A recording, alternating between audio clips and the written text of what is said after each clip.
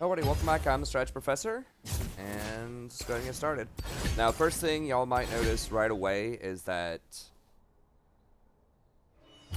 my mic sounds different, and that is because my Blue Yeti mic is dead. So I have to order a new one. So I'll probably do that tomorrow. I'm using just my headset mic right now, and that's probably why the audio quality, at least kind of in the abstract, is going to be a little bit worse than it was. But it's not going to have that really annoying clicking sound in the background. Earlier today, I was trying to do the support tier list, and the clicking was so loud, it was almost the sound of my voice, and occasionally even higher. Could not find any way to fix it. I spent like 4 hours troubleshooting it. I don't know why everything's just like going wrong technically with the channel in the last week.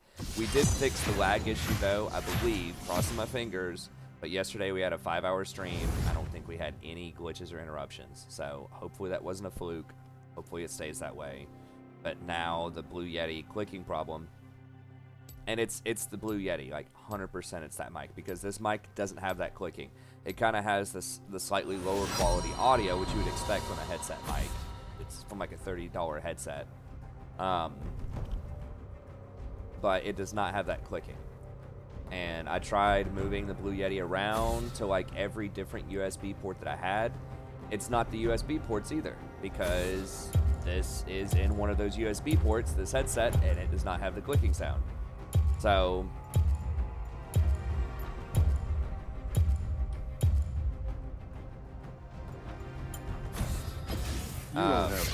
so yeah, so this is just kind of what we're working with. I think it's okay. Like I mean, this isn't like a terrible headset. It just doesn't quite have that same professional level sound. I don't know what they're playing, so well, against Ezreal, maybe I could play a Sona game. Arma, hi.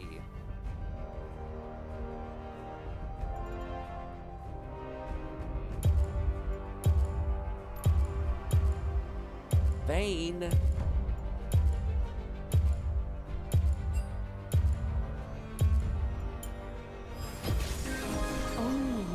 might be a dodge though. So anyways, I tried to troubleshoot it for like 4 hours yesterday, or earlier today rather, and I just could not. It's just broken. I just have to get a new mic. And then my sleep schedule is still really far off, so I had to try to catch up in sleep. I'm still pretty tired. But I'm still kind of catching up from those couple of all-nighters that I pulled. And I was going to sleep this afternoon, but I really wanted to do the support tier list, and I really wanted to like the audio not to sound like a complete pile of garbage. So I was trying to troubleshoot. Didn't resolve either major issue. I guess I resolved the sound issue. I figured out I just need to buy a new mic. But I did not get the tier list ready. So I'm going to have that soon. As Nico has like a 42% of support. I might break her out here in a second, but I can't do it with this many question marks at other roles. And it's probably going to be a dodge anyways.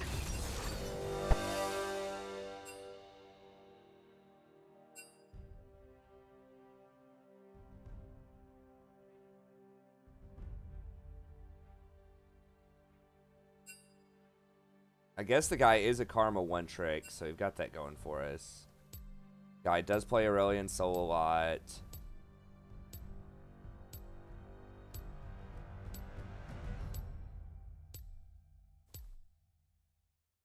Guess I'm kind of getting suckered into this, I think.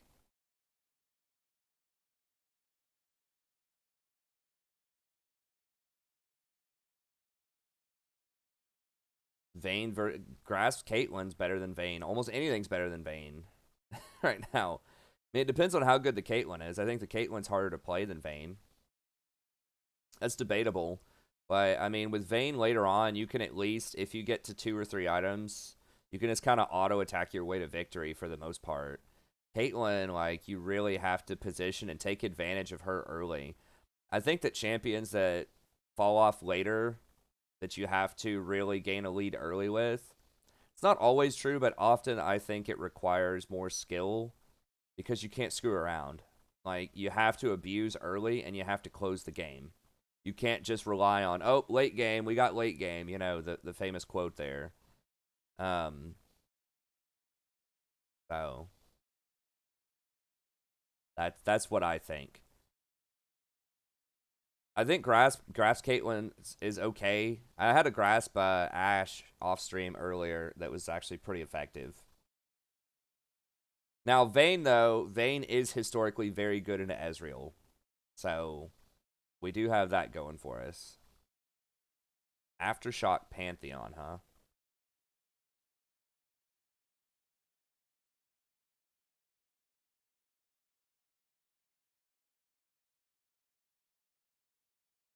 So, and the reason for that is that she can run him down. She has the constant movement speed to be able to run him down, and in theory, she can dodge his Qs while she's running at him with her tumble. And he can't put a lot of pressure on her early.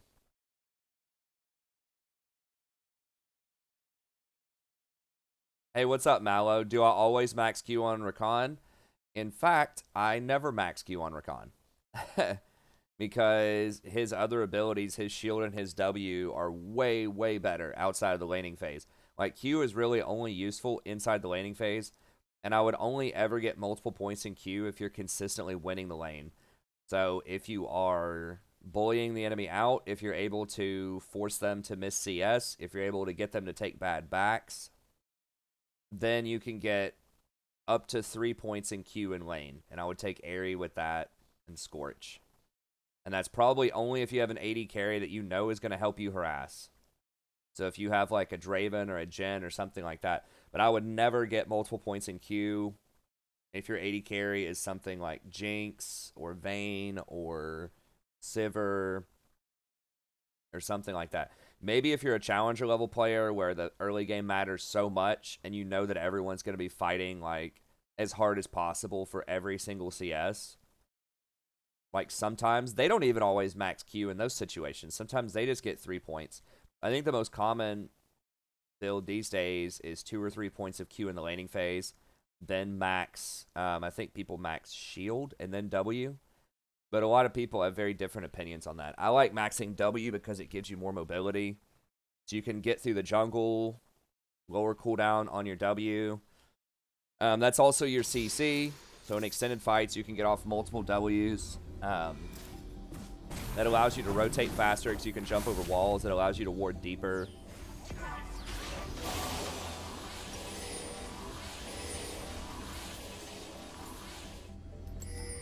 God, why is my mouse moving so slow?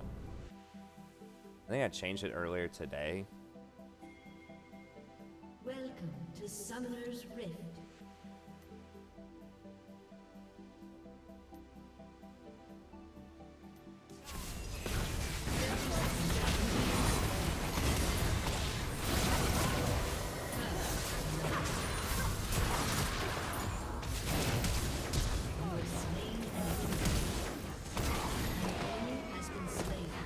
Flash for it? I don't think he's gonna flash for it. Oh, Vayne might be able to get it though.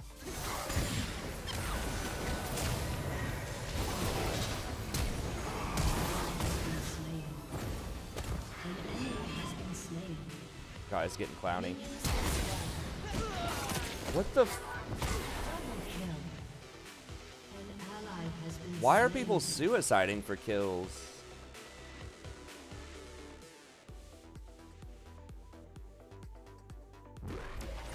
Like, I understand chasing if we're winning and, you know, maybe blowing a flash to get a kill, but, like, suiciding under tower?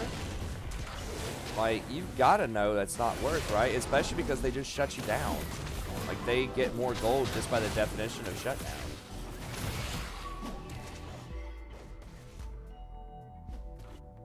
I guess they changed the rules so they didn't get the shutdown because he wasn't out of combat.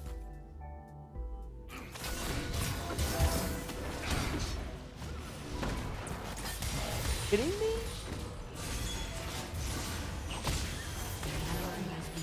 The level 0 4-man gank?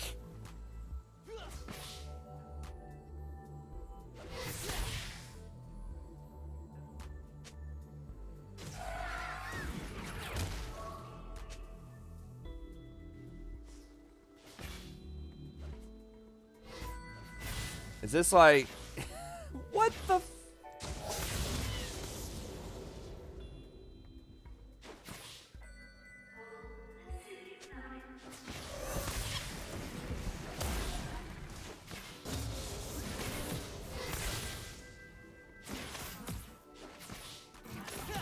Did they, Stefan? That's awesome. That has to be Mr. Magpie.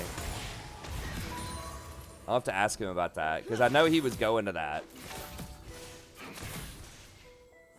God bless Mr. Magpie.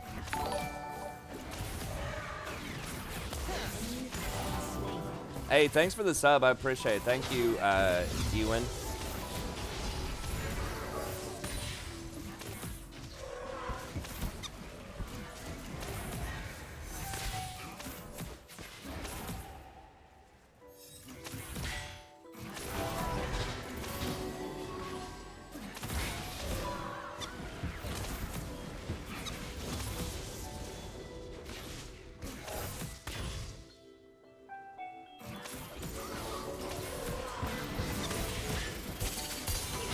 God, I chased too far on that one.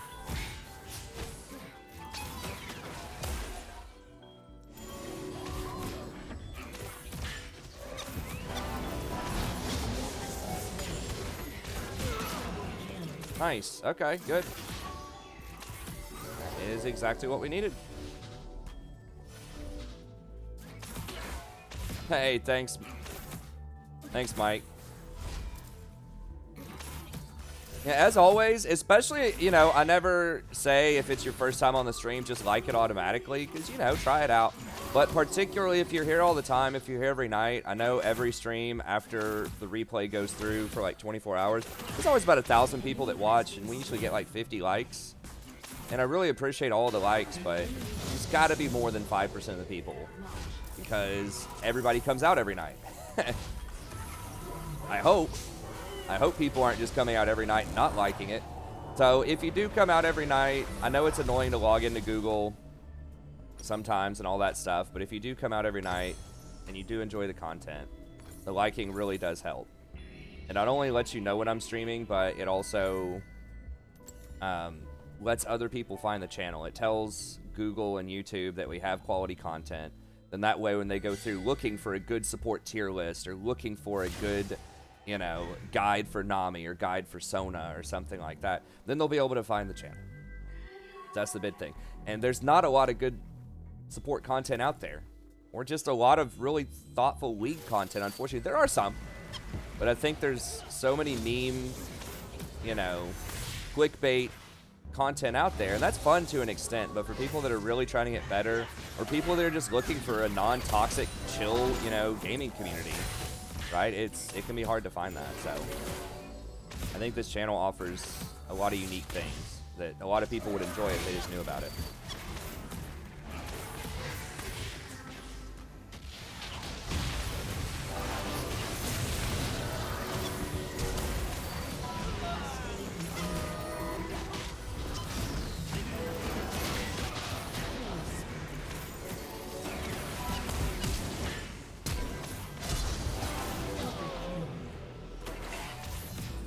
All right, we got him.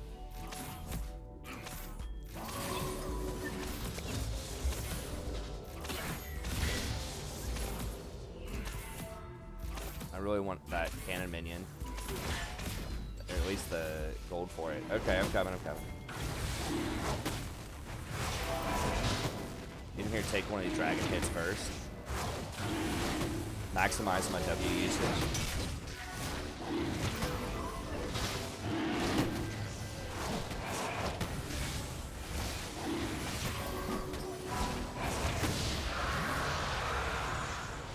Well, sort of. Rek'Sai's sort of right, but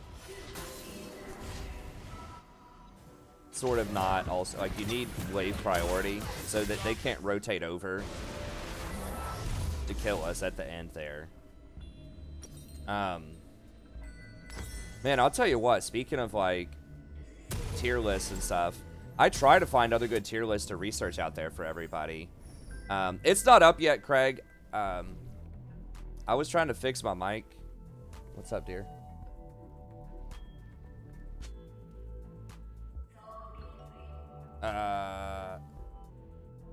Okay, it might be in the recliner, like, cushion, if you look in the seat part. Okay. Okay. Alright, love you. Good night. So I was trying to troubleshoot the sound earlier, and then I just was so tired. We went out for dinner with some friends. So yeah, basically it's not ready yet. So I'm gonna have to do it either tonight after the stream or early tomorrow.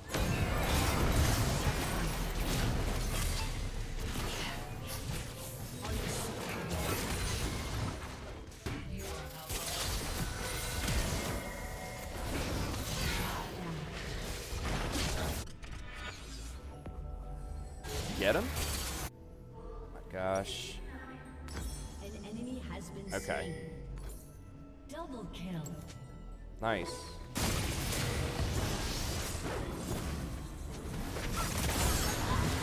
Brilliant Soul is actually a pretty good pick into Akali. So yeah, I should have it soon. I need to look at Bizzleberry and Lolpally. Lolpally's okay. I haven't looked at him in a while, but I think we had similar assessments of stuff. But I was looking at like the Mobalytics tier list, and they used to have some decent stuff, but it's just like, I was just like, what are these people smoking? What game are they playing on some of these things? I still watch their tier list, but it's like, and I used to kind of believe in them, but they're just like so far out of touch. I'm like, do they even play anymore? Like, because they were saying things like Mage's bot lane are better than like every other 80 carry, pretty much. I was like, they're just like, yeah, we're gonna put Heimerdinger and Mordekaiser above like Jhin in the bot lane. I'm like, for real? And like top lane, Irelia wasn't even tier 3 top lane or mid lane. What? I was like, you ask anybody. And it's especially mid lane. Scarra was talking about this in his latest patch notes. Like Aatrox, Irelia, and LeBlanc are all like tier 1 mid lane. Like extremely oppressive mid laners. Everyone's still crying about Aatrox like mid lane with the jungle smite thing. I don't know. They had some interesting ideas. I just couldn't even follow the logic of some of these picks. It was like, we're going to place Udyr over Kha'Zix and Xin Zhao in the jungle. What? I don't know. We think that tanks are returning. That tanks are overpowered. What? I don't know. But I still watch them. Like, it's, you know, they do have some good ideas. I try to watch other content for y'all to come up with some fresh, you know, so that I'm kind of up to date with what other people are thinking. Obviously, don't imitate them all the time.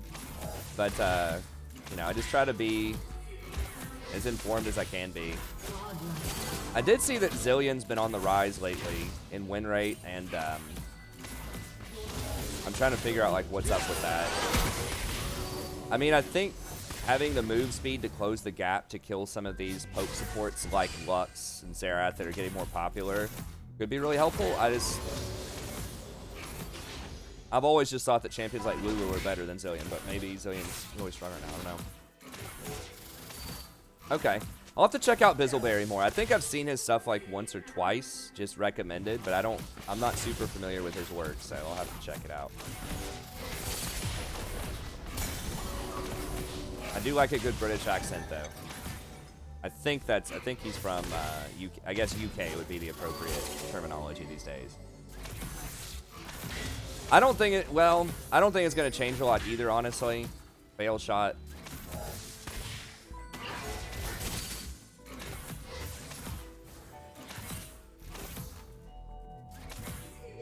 The only thing that changed was Dark Harvest, and I think a lot of champs that were using Dark Harvest can just substitute Electrocute. We'll go ahead and give her the solo gold there. I guess it gave me the points anyways. Shut down. Legendary. Network node destroyed.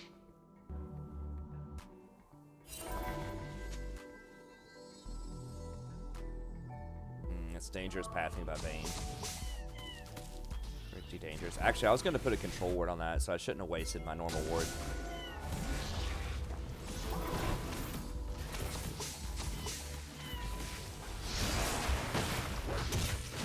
I really think Shield Bash is overrated. I wouldn't do it on Sona. I don't know. I mean, you can't, because Revitalize is very good on Sona. I love the free boots so much. Like, the free boots plus Cosmic Insight is so good. An enemy has been slain.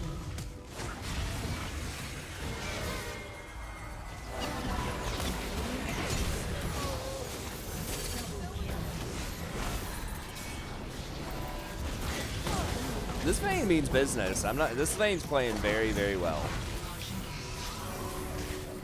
She did get a couple of kills early to help her out. And she is against Ezreal, who is like, I'd rather have a super minion on my team than an Ezreal right now. And I hate to say that because I love playing Ezreal. Ezreal's so much fun. And I was trying to get better with him as my off role, but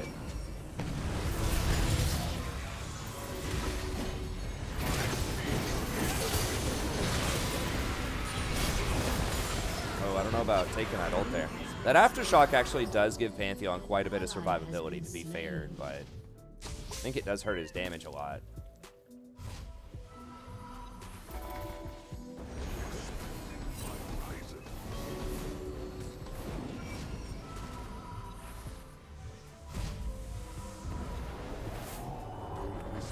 Games in Plat Diamond seem so clean. I guess you did not catch the first 2 minutes of this game.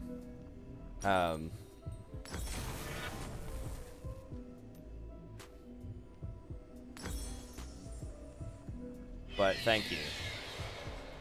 I'll take the compliment. But yeah, it's overall I agree. I think it's less chaotic.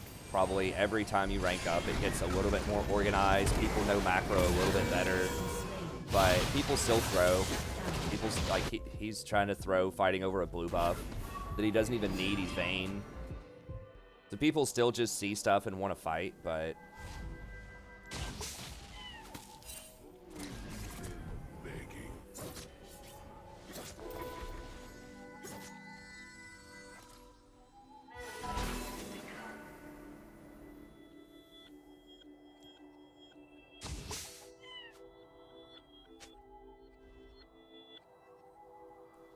you got Vayne 2 kills to help her out. That is correct, yeah. That is correct. Trying to be a little humble. But yeah. I had a big part of her rise. But she personally has been playing well too. Complimenting a Vayne clip it. Hey, I compliment people, but it's like every time I try, if you watch the channel, it's like a meme. Every time I compliment someone, they start feeding. So I try not to do it too much just so that we win games. But I do throw out compliments whenever I can.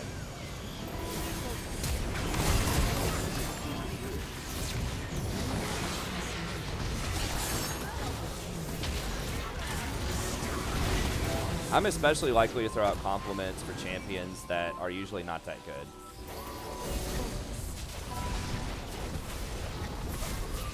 Because you really have to play them well.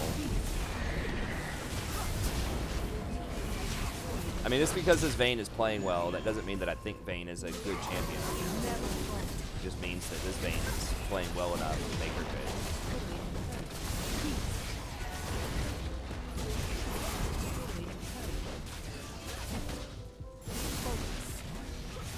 Now, the nerf to Dark Harvest does help champions like Sona a little bit, because there's less all-in pressure during the laning phase for people that are taking Dark Harvest.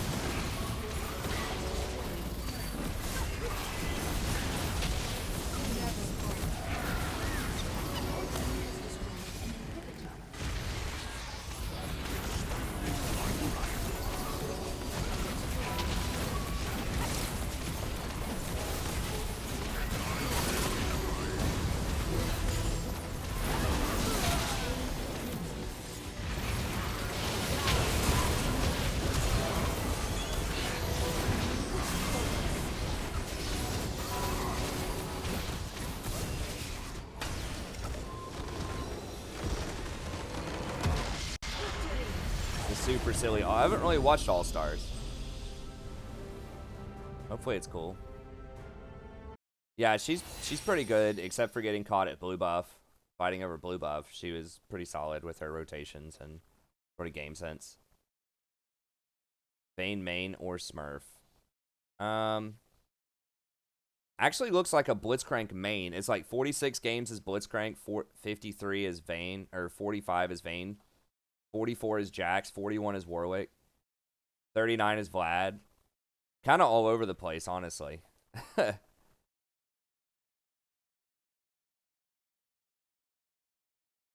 Pretty good on the top 4 champs. Just a player of everything, a purveyor of all.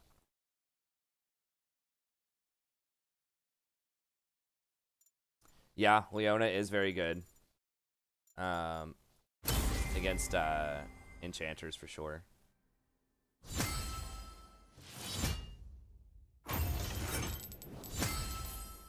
Sweet.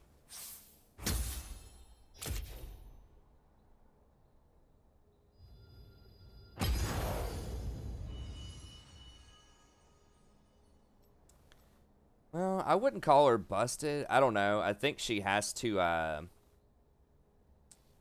she has to earn it. Yeah, she is strong when she gets there.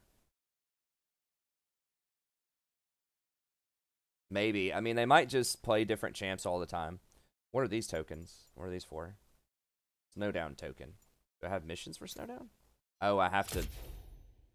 I hate it how you have to press a button to start getting the missions. I guess they want you to look at it so that maybe you'll buy a pass.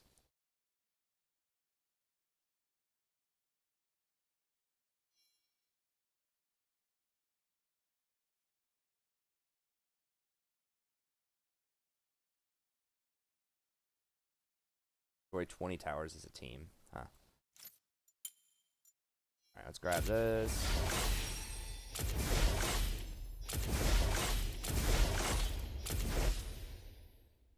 Wow, I used more blue essence than I thought. This time buying all those ward skins, 150. I try to hold on to it just in case, like, maybe next year or maybe at the end of a split, they bring back the Essence Emporium and they have some, like, special skin, kind of like the Earth Warwick skin that's like 150,000 blue essence. I usually try to save around 180,000 or something. I went a little over budget this time. But I just want to be ready for that. If it happens at some point in the future.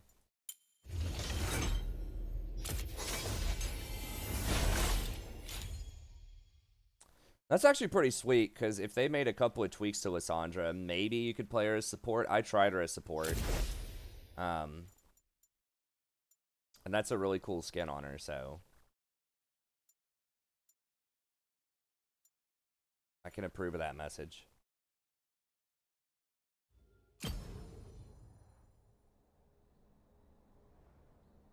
No, I don't think I got it for Sona. You can get it for your teammates doing stuff, too. Unless it counts the preseason as a new season.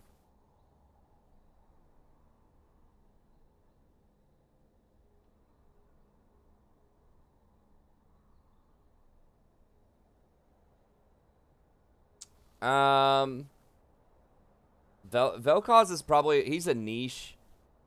Like, he's good with Jhin. And he's good, like, against things like Zyra or Brand. He's probably, like, okay. I don't think he's, like, tier 1 or anything, but I think in certain situations he's viable.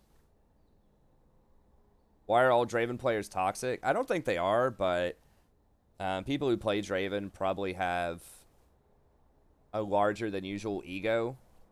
Because they want a hard carry. They're likely fans of Tyler 1. It's the kind of champion where you want every kill and you're going to be pretty mad if you don't get the kill because you're losing out on more gold than usual. He just naturally is just a very aggressive champion with a very aggressive playstyle that probably attracts aggressive people. I don't know if that's always true. Dravens are my favorite AD carries to have. Because I can mute somebody if they're talking trash, but I can't, like, get someone to help me trade in lane and to be aggressive and to gain advantages. But it just depends. What's up, Ruben?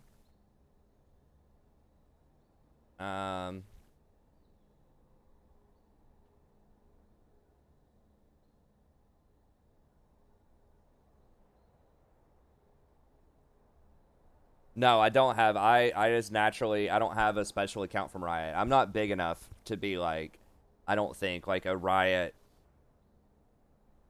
VIP or whatever. No, I just naturally have all the champs just from 8 years of playing League of Legends. And I do not have all the skins. I have a handful of skins. I would say the vast majority, probably like over 90% of the skins that I have come through donations that people have given me over the last couple of years.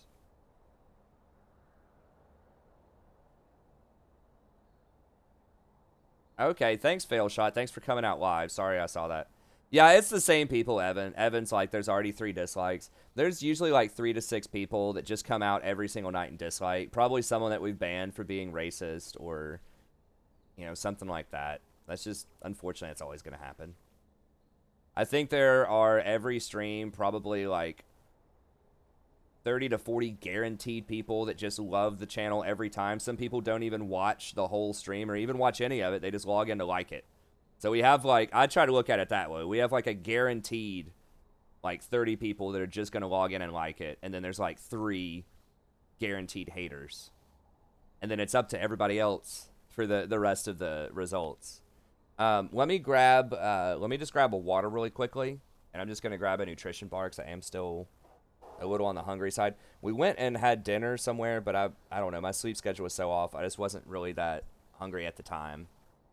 So I'm just going to grab a couple of bars, a glass of water, and we'll get back in there. I might try Sona out a bit more tonight. I know Sona's really good right now. It's just sometimes against assassins, or like really tough, like bully lanes, it can be kind of rough. But overall, I think she's strong. Okay, I'll be back in just a second. Hey.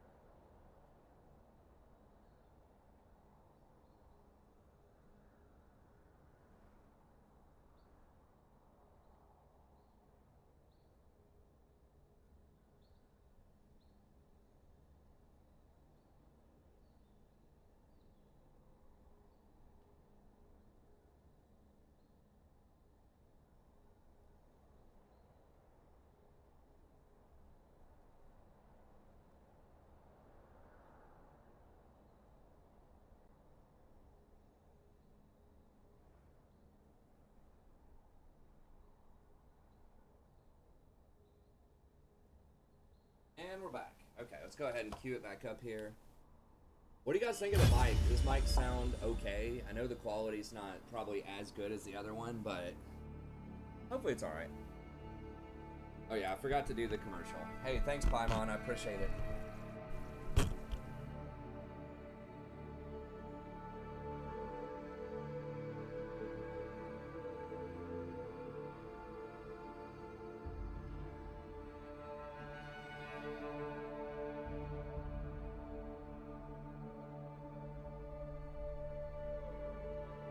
Hey, Tiny. Hopefully you're feeling better, bud. You can always find a friendly, awesome community here.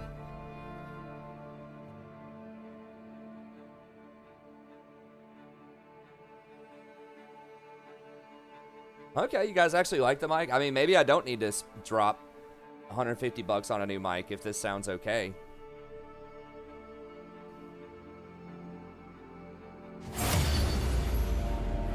Click on the icon to the right.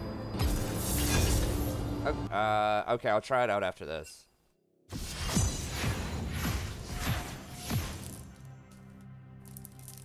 I want to get like better lights. I mean, right now I just have like this like probably $10 lamp that my wife had, I think in college, you know, like 15 years ago or something. So that's the extent of my lighting in here, is basically just this like silver lamp. That's my professional lighting. Got like this like $30 headset. So, you know, I could use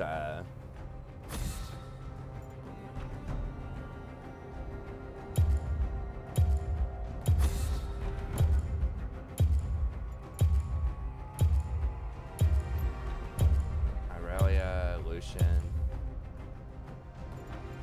Is Aatrox out there, I guess? I don't know.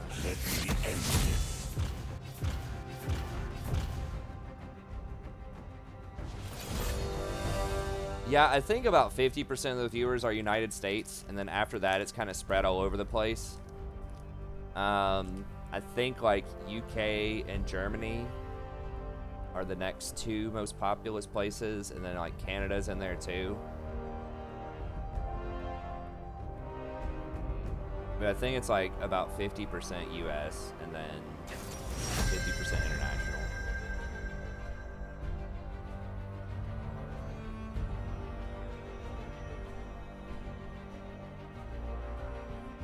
This guy's like, I can't play anything except for the main role that I want to play. It's like, then why aren't you playing support, man? Support's like the one role where you're not going to get auto-filled.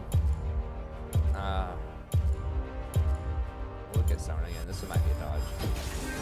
Only you can hear me, Summoner. What masterpiece shall we play today?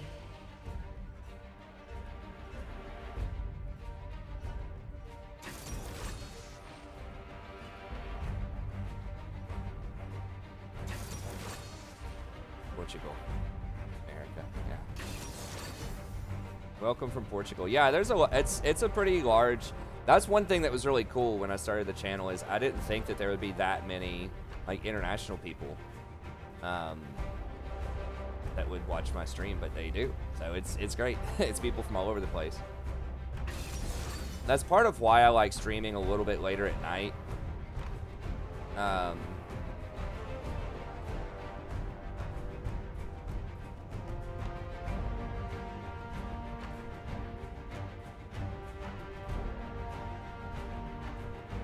Is so that I know it's not a great time, especially for people in Europe, but it's better probably than if I streamed at like 8 p.m., which would start at like 2 a.m.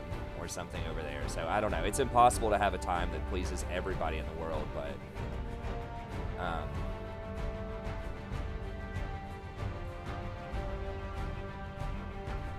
what's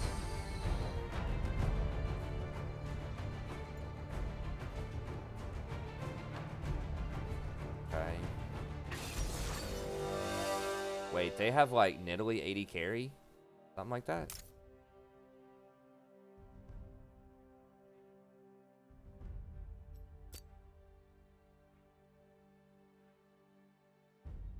Okay. I think everyone else is at least on their main role. Hey, thanks, Colton. I appreciate it. What's up, Mitch? That's pretty close. I get auto-filled. It's like less than 1% of the time. Not even auto-filled. Like, auto-filled is defined as not one of your top 2 roles, technically.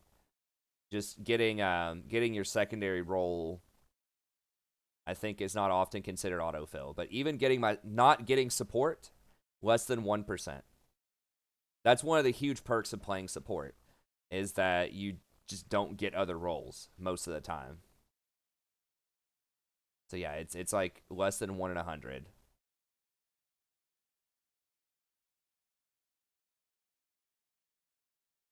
America, yeah. There are lots of good things and good people in America, but just like any very large place, occasionally there are some not good things too. There's actually a pretty wide diversity of sort of views and a wide diversity of attitudes and opinions. I mean, historically, that's what's made America great, I think. Not to get too philosophical or anything like that, but a big thing about America is that, you know, a lot of people from other places have come to America, and that has been a huge strength for America. So, simple example of this, the Nazis ran off Einstein from Germany, and he came over here, and we got the atom bomb. Now, I know he wasn't entirely responsible for that, but if Germany hadn't been so oppressive, if they hadn't run off one of, like, the historically, like, most powerful, intelligent scientists, they might have had the atom bomb, and that would have certainly changed the war. So, you know, I'm glad about that. I'm glad they ran him off, but that's just a small example of how we gained a massive, like a massive edge because we were willing to take in this person who is being, you know, subjugated in his country. And there are countless other examples like that. But I don't, like I said, I don't want to turn into anything too political, but I'm just saying that, you know, that type of cultural and intellectual diversity historically has been one of the huge reasons why America has been at the forefront of, at least historically, you know, for a long time, the forefront of like industry, innovation, all that stuff. It's because of how free our society has been relative to a lot of other places out there.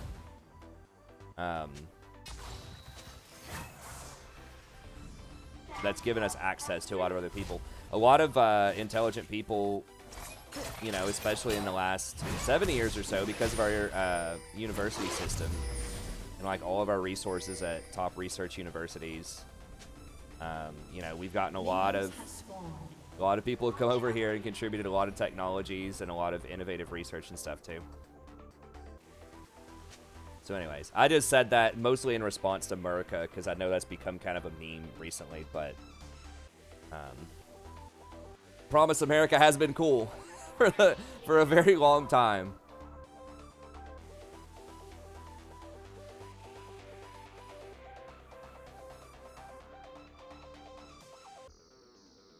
At least in many respects. I know we've even historically had a lot of problems with race, and not just African Americans, but we do not have a good track record of that. But that, you know, I'm not excusing that, but that kind of thing, it's because of that, like, diversity of different cultures and things like that, historically it has, you know, you're going to have problems like that too. I think America has a very interesting history for being such a young country compared to a lot of other countries. Well, young in its, like, European, in its Europeanness, I guess. I mean, it was an actual place where people lived and had cultures for, you know, thousands and thousands of years. It's just that none of that history is recorded. But anyways, I don't even know where I'm going with that anymore.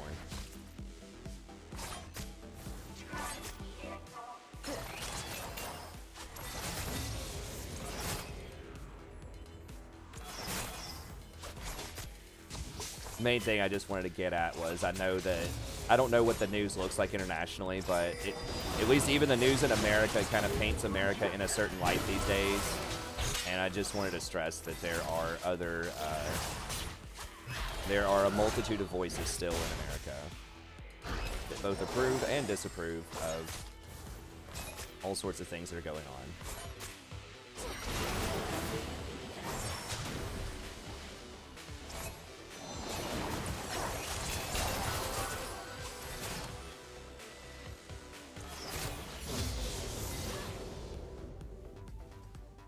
So I hope you'll consider me one of the good guys, regardless of how you're defining that. I try to be open-minded and, you know, thoughtful about all cultural and political persuasion. My own back.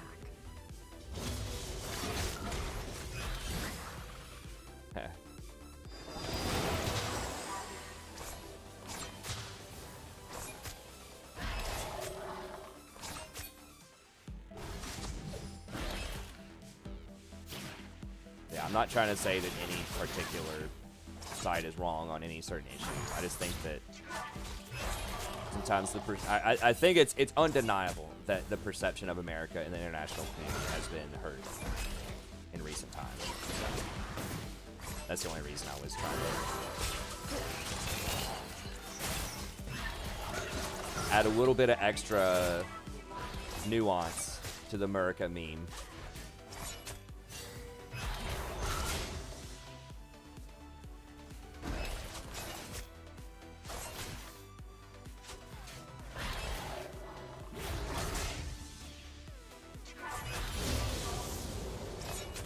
All right, I'll get 1 extra point in Q here, just because we are harassing pretty well.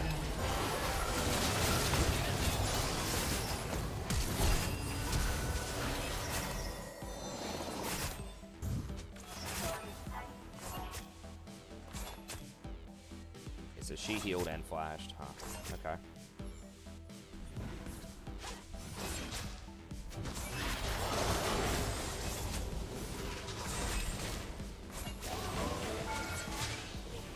I wanted to get an auto in there, but I didn't think I'd be able to get it off.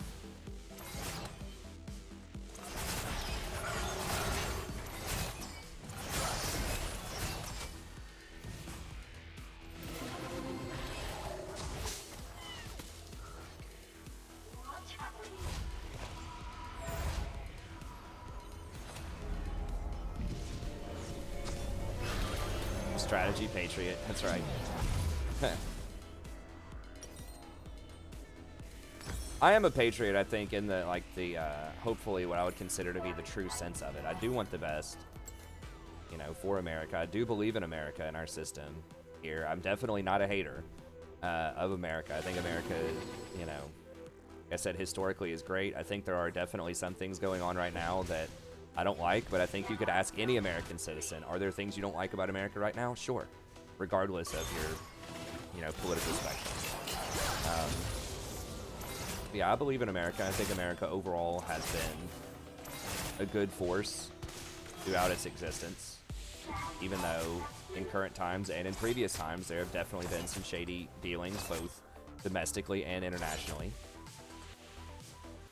Yeah, I believe in sort of democracy in the American system, even though it obviously has flaws. Just like any country or any system is going to have some stuff that its citizenry is probably not proud of, both historically and in the present. I don't think I've ever seen an Italy ADC asks or comments Mitch. Yeah, I don't see that very often either. Well, I don't know. I don't think there's a lot of groundbreaking new stuff going on here. I think people are just trying out different stuff.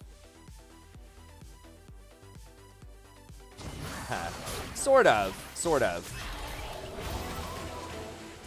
I don't think it's quite that cutthroat. Maybe in some respects, but America also has donated quite a bit and has gone out of its way to help other countries, at least kind of in the last, like, 50 or 60 years.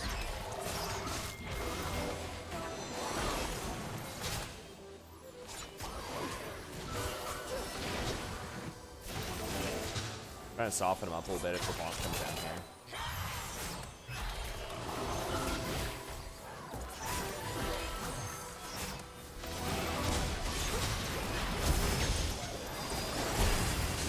Wow, that's back up again?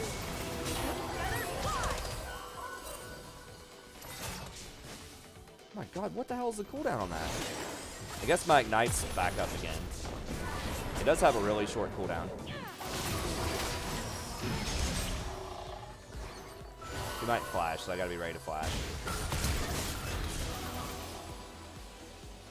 Wow, I didn't think she speared me. I guess maybe she did.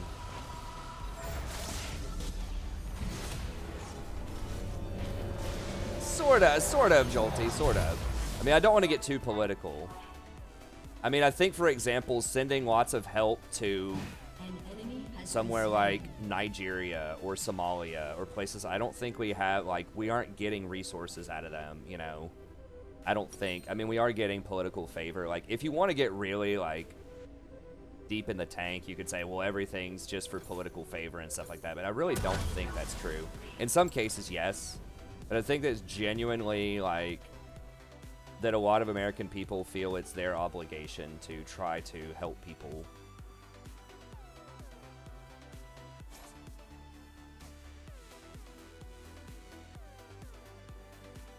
But yes, I mean, there are definitely very questionable dealings as well. I mean, some of that has certainly backfired, you know, in the fight against communism. People are now, you know, thinking about stuff like, okay, well, we helped all these places because we wanted them to be democracies, but we also installed a bunch of dictators, potentially, to fight the communism, and that's creating a lot of trouble now in these, like, South American countries and things like that. So, I mean, it's complicated, but...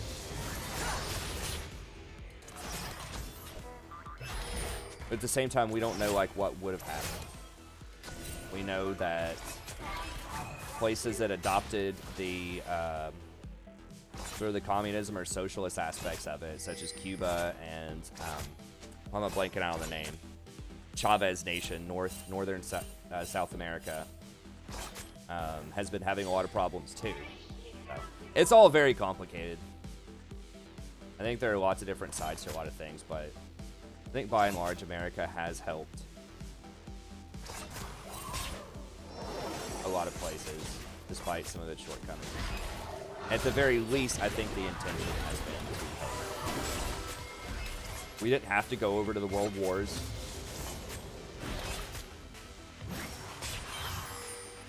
We could have just chilled on our little, basically an island over here.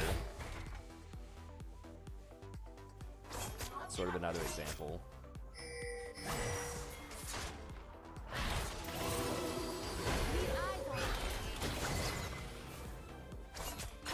I was trying not to give it away. Hey, thanks, Sicario. I appreciate it. So yeah, like I said, I'm not trying to gloss over some of the issues America has had historically. I'm not going into that. Whoa! Oh my god! I can't believe I missed him. Yeah, it was rough.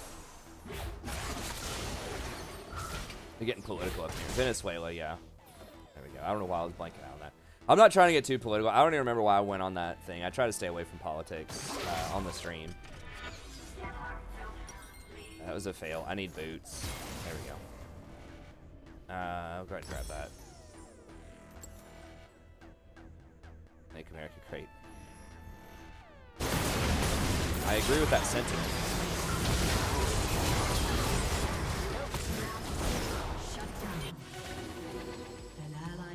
Getting political up in here. Awesome, thanks, Kelp. I've been doing pretty well. Yeah, that little overstay there was pretty brutal. I don't think I can beat her by myself.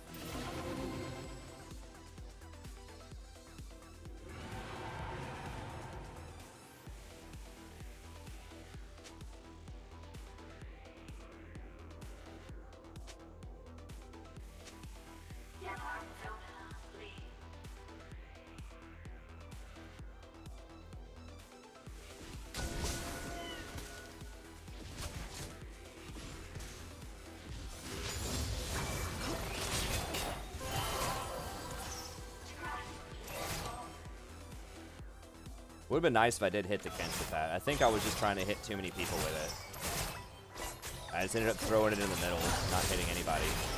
So yeah, I should have hit that, but she should have also, like, not been in that position to begin with. Like, as soon as they ran into the darkness, that should have been it.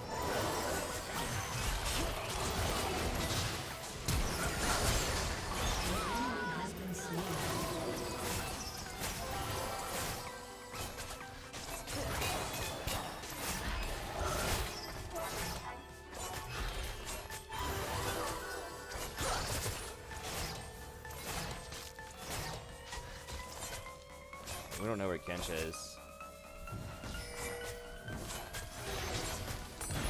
We're up pretty significantly in CS still, but yeah, it was a pretty bad set of events for us there.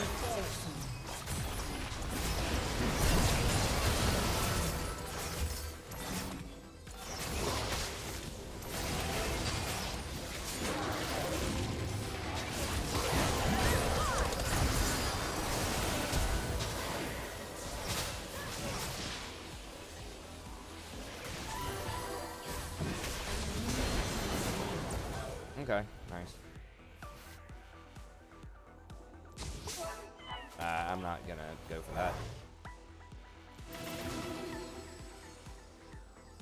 Has he played Nico yet? I have not, no. Thoughts on the butterfly effect? Depends. I don't know how far I would go with it. I just don't know if there's enough data to really make, like, a good... How would we know, like, how do we detect that over really long distances right now? I don't think we have the technology to see, like, if our actions here, you know, change things across the galaxy. I mean, I haven't studied a lot of quantum physics in a while, at least on the theoretical level. I certainly can't do the math for it to prove it, but as far as what I've read, you know, I think quantum entanglement is a thing, and if that's a thing, then the butterfly effect certainly can be real. I just don't know how you, like, the problem is measuring that with classical forms of measurement, right, with classical physics.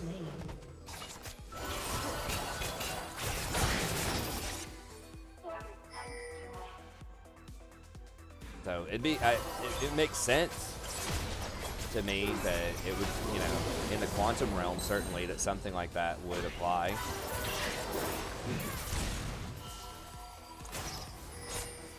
Yeah, I'm not up on the latest research. She picked Zaya after I already picked Sona. I was an earlier pick than her. I was like first or second pick, so. It's possible I could have played Rakan with this comp instead. I think Sona's fine. As long as they don't have a really hard engaged support, Sona's really good. Yeah, I think, in theory, Rakan would have been okay here. I just didn't have the information to confidently pick Rakan. I would actually rather probably have Sona into something like Leona than Rakan.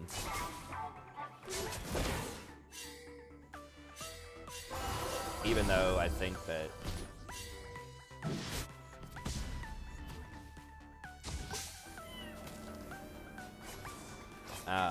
Rakan is good into a lot of situations. It's just like a nightmare with Leona.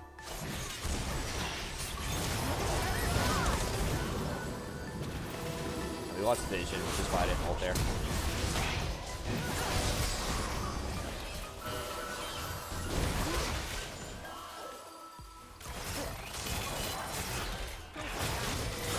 Pretty low on mana. Can't see him.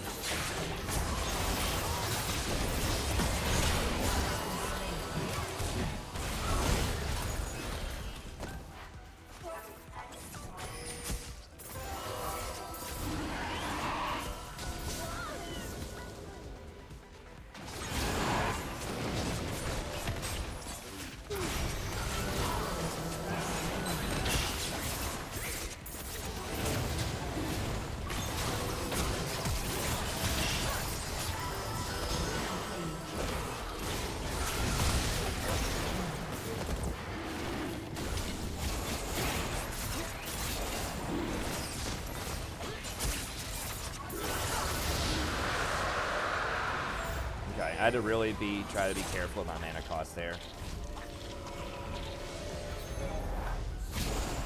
Yeah, that was their first time trying kind of the synergy. It's really hard to balance them though. The Rakan, Zaya, like their synergy. So I like it too. I do think it's cool also, but it's very difficult to balance.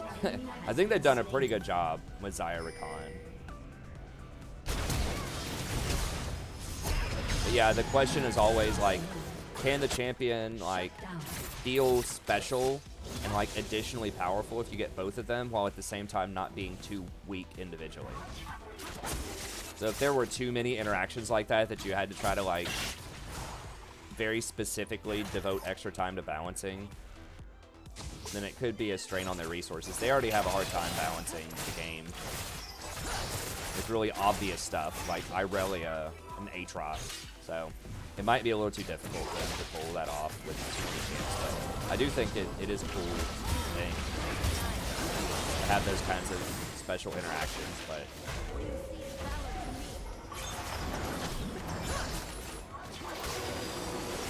and it's already hard to balance too around like both professional play, like people who are bronze 5. You know, know, people who are bronze 5 and people who are like,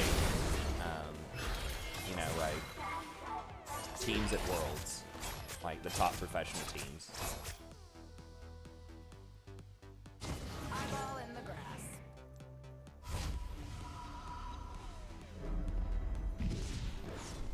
Yeah, I mean, that's true, Tom. So I'm saying, like, I agree with it in theory that distance would not affect the entanglement, but I'm just saying, how do you measure that?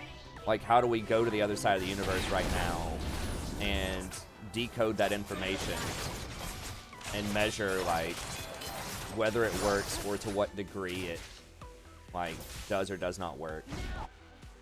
That's my thing. Is it's like, in theory, you could do it, and you could do it in a lab, you know, or maybe at different points on Earth. You could say, okay, it's entangled. You know, we entangled something in Asia, and in North America, it looks like it hasn't lost any data or something like that, right? It didn't have any heat loss or, you know, these other types of measurements of entanglement. Of effectively, like, teleportation.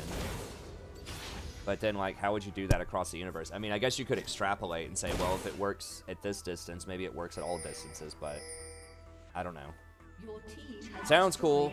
Sounds interesting. Seems like that could be the case in some circumstances. But that's always been a difficulty with quantum, I think, is that it's difficult to measure with classical and, like, classics, because as soon as you expose that information to something we can actually perceive, then it becomes involved in the classical realm and often loses some of its quantum properties.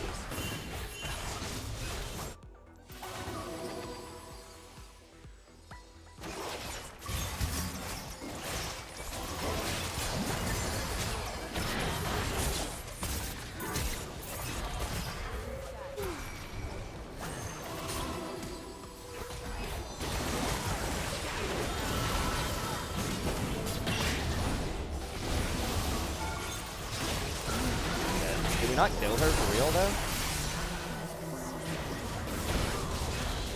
God, that might be Baron. How is nobody dying?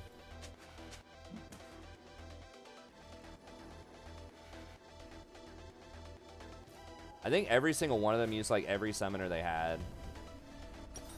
God, that Quinn, we had such an advantage until Quinn just, like, inted. And, like, nobody killed the squishy little Orianna that was CC'd.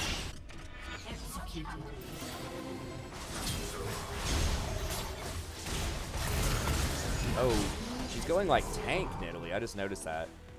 So she doesn't do any damage.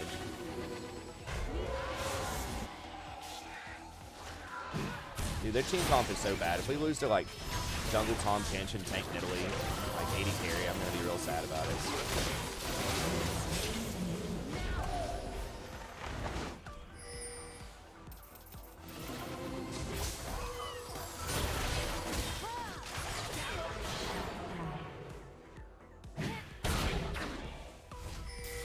Did we get everyone with the Nashers? I think we may have killed everyone at Baron. I hope so.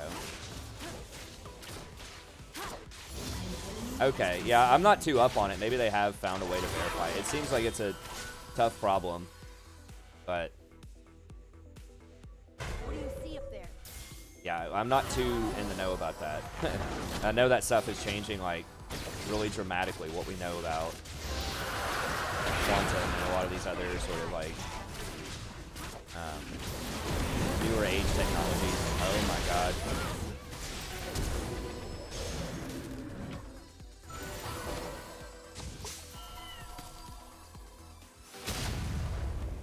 Dude. She's got her jump, I guess that's fine.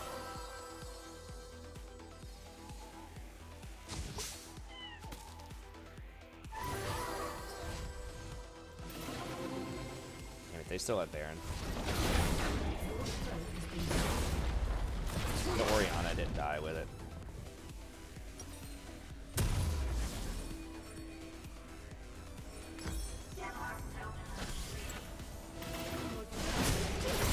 Wait, dude, just wait on this. Why?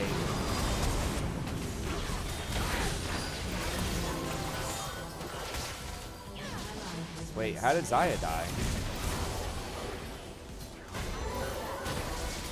Can we just stop, like, inting into that?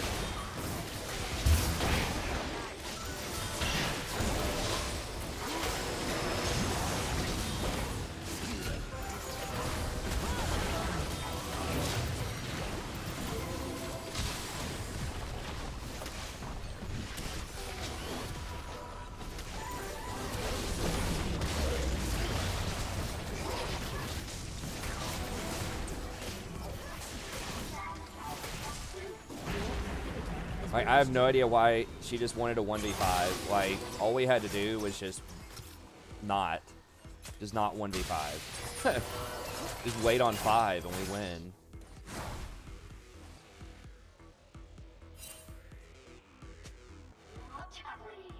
Like, that never works. Why do people say, hey, everyone stop feeding so I can carry?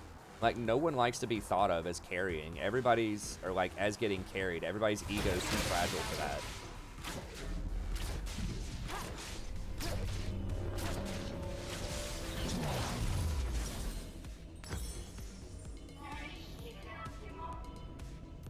Even if it's true.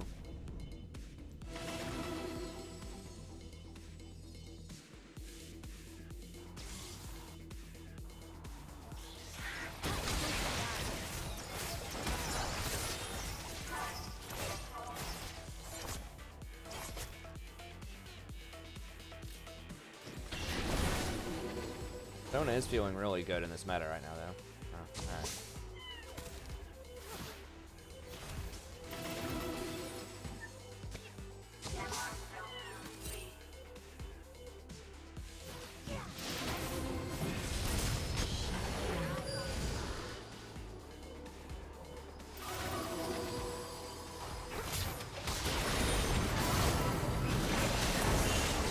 Quinn, Jesus Christ.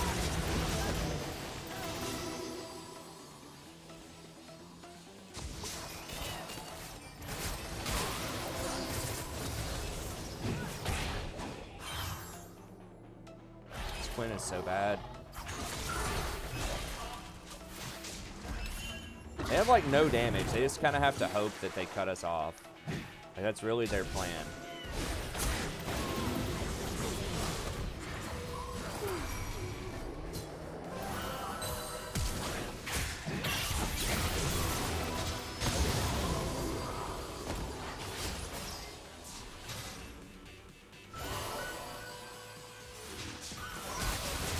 Okay, hopefully Quinn can stop that Nidalee. That should be something she can pull off. I forgot there's even a tower there, honestly. Wait. She just got beat up by a tank Nidalee? A 3-item Quinn?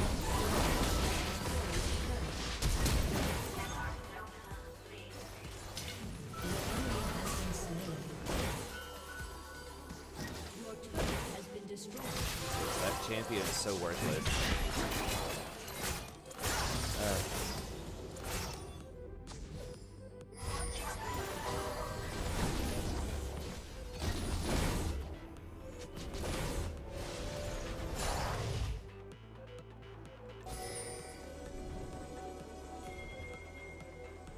I'm out of wards.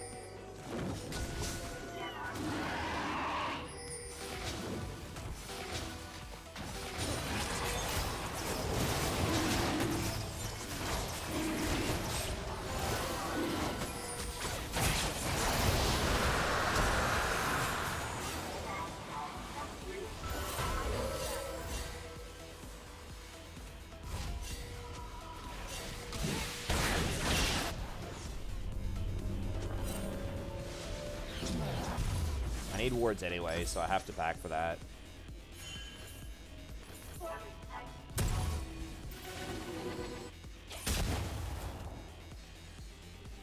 I got my Athenes.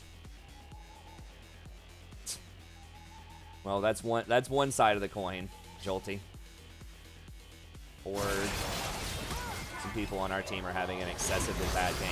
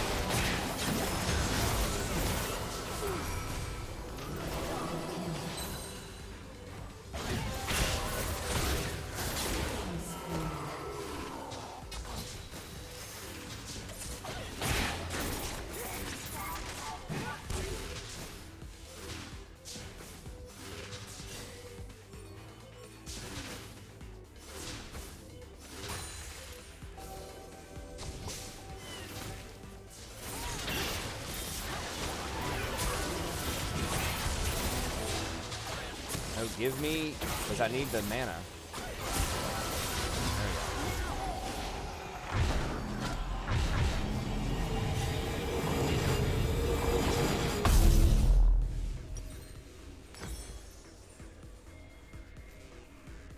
Guess we'll just get redemption as the final item.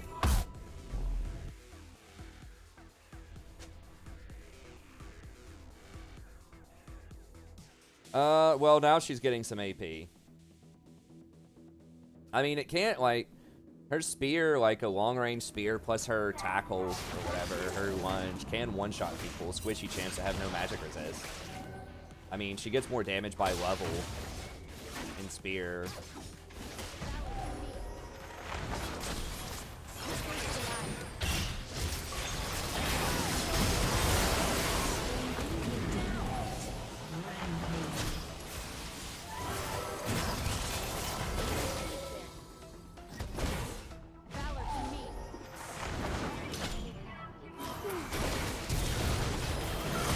Why? Jesus Christ, this person's so bad. It's like, literally, we're walking up with super minions. Just wait 3 seconds.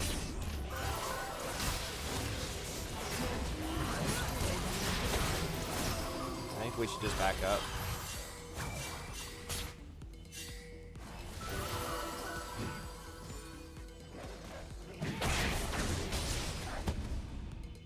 Italy's like, hold on, bros. Let me go grab red real quick.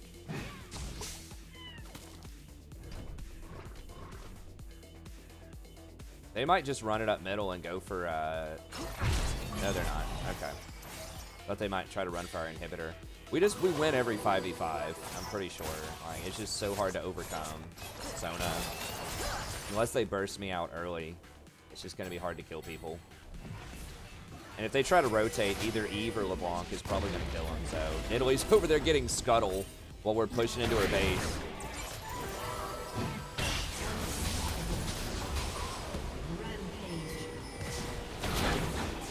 Why is she getting scuttle? You gotta watch out for that Oriole. Okay. I don't know. I mean, we're making bad macro calls, but so are they.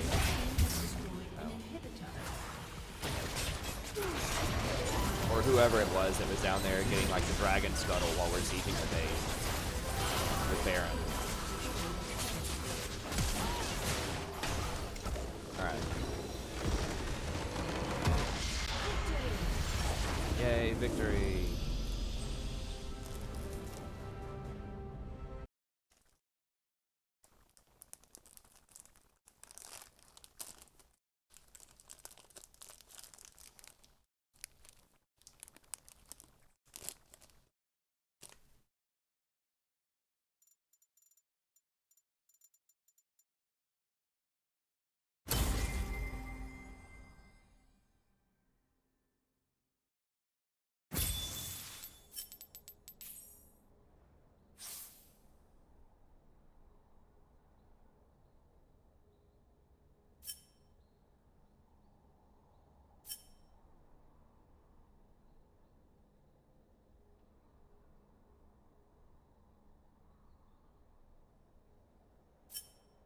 Snow Day Rift tilt proofs me.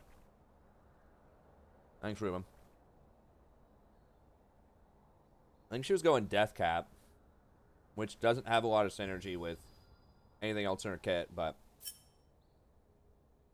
I don't know. I mean, she wasn't the worst performer on her team. I thought we, for the most part, smashed her in lane. We had some bad team fights.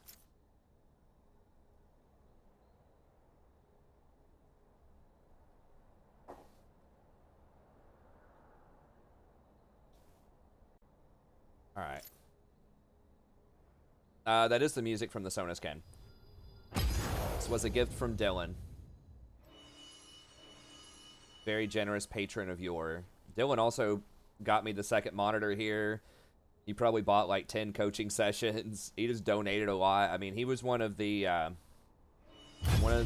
biggest donators of all time, historically. And he was with us for about a year or so.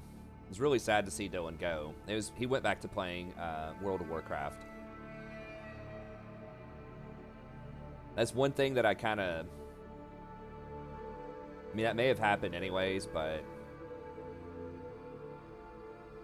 Like, that was back when I introduced Dylan, when I was playing a lot with, I think, Kleenex. We've seen Kleenex on the stream recently a lot. But Kleenex kind of goes off and on, like playing League and not playing League. And I think Kleenex got into retail WoW for a little bit there. Maybe like a month or two. And then I was talking about it on the channel. I was asking him about it and stuff like that. And I guess that piqued Dylan's interest. And he had been a big-time WoW player in the past, but he had sworn it off, like he was never going to play it again. And then, like, me talking about it with Kleenex, I think, got Dylan to try it out again, and then he got hooked on WoW again. And then he just didn't play League anymore since, like, early 2018. So that was rough. That was rough financially on the channel, but that's okay. I mean, we always appreciate Dylan. Hopefully he'll come back to us someday, even if not in such financial terms. I mean, he was one of the great success stories of the channel too. And he first joined, he was Bronze 5, and by the time he left, he was Gold 5, and he was getting a lot better. I think he would have kept improving.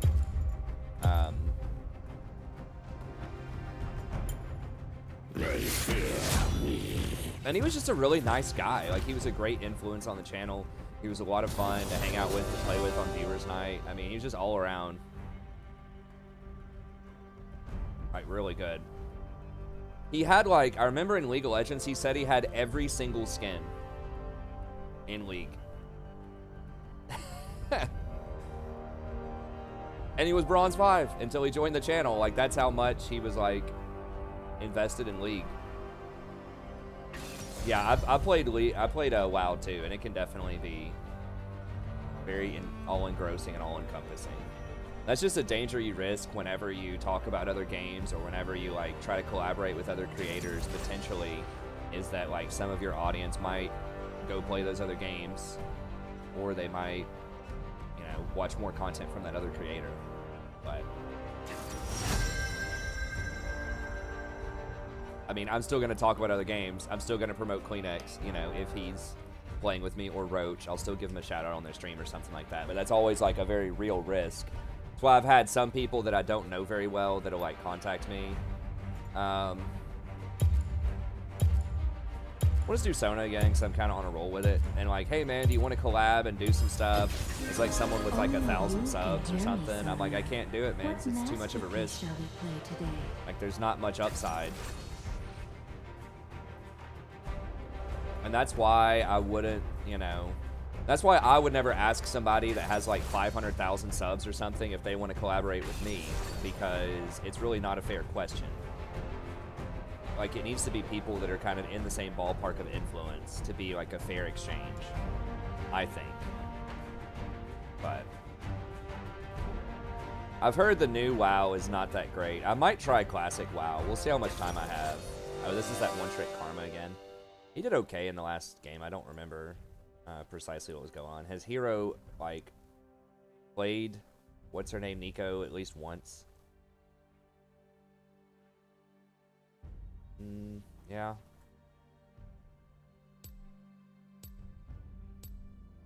Okay, I guess we'll run it.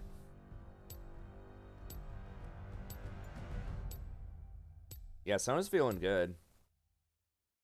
I mean, I've known Sona was good, but, like, a lot of the burst champions with Dark Harvest in bot lane made it a little harder. I felt like Nami was safer, but now that Dark Harvest has been gutted, enchanters get better, and Sona's like the queen of enchanters. She scales harder than Nami. Like, she's one of the champions that can really stand up to Nami, potentially. She's just not as safe against assassins, but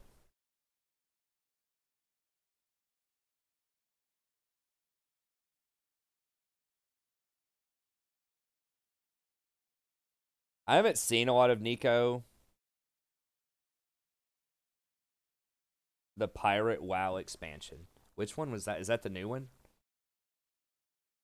Oh, it wasn't a sleeper. It was super hyped. Battle for Azeroth. Massively hyped.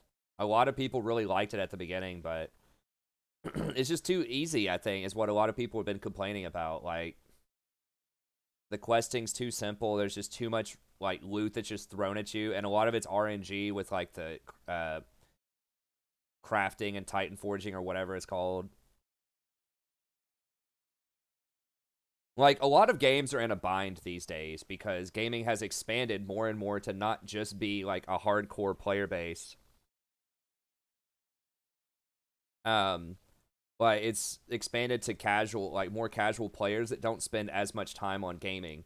You know, especially kind of the older crowd, particularly with something like WoW, where, you know, it's had a lot of customers for a long time, and it's kind of the older generation. You know, they have kids, they have 9-to-5s, and things like that. I mean, even kids in school, the way school works these days, you know, they don't have, I don't think, as much time as they used to, and there just isn't, like, gaming is not just a hardcore committed community, right? It's not just going to be, like, not that it ever was back in the day, but I think now more so than ever, and there's a lot more competition now is the thing. Like, back in the day, WoW was really, like, there were other MMOs, but there weren't as many, like, multiplayer online games to compete with WoW back then. Whereas now, everyone's competing for attention. So I think the bottom line about that is people have to try to keep their casual base that doesn't play the game a lot. And everyone, I think, not everyone, but a lot of people, I guess entitled is a bad word, but, like, they want to be able to get significant rewards in a game without significant effort. But they want to feel like it's an accomplishment. And so that's kind of the trick that a lot of companies are trying to juggle, is like, how can we keep casual people committed to where they don't get too frustrated if something is really hard, but they feel like it's rewarding without just handing out rewards that feel unearned. Very difficult. Very difficult to do. I mean, in WoW, they tried to implement, like, the looking for raid and all that stuff. In League also has this problem because it's, like, ranked, right? Even if we just look at ranked, ranked is hard. Ranked is stressful.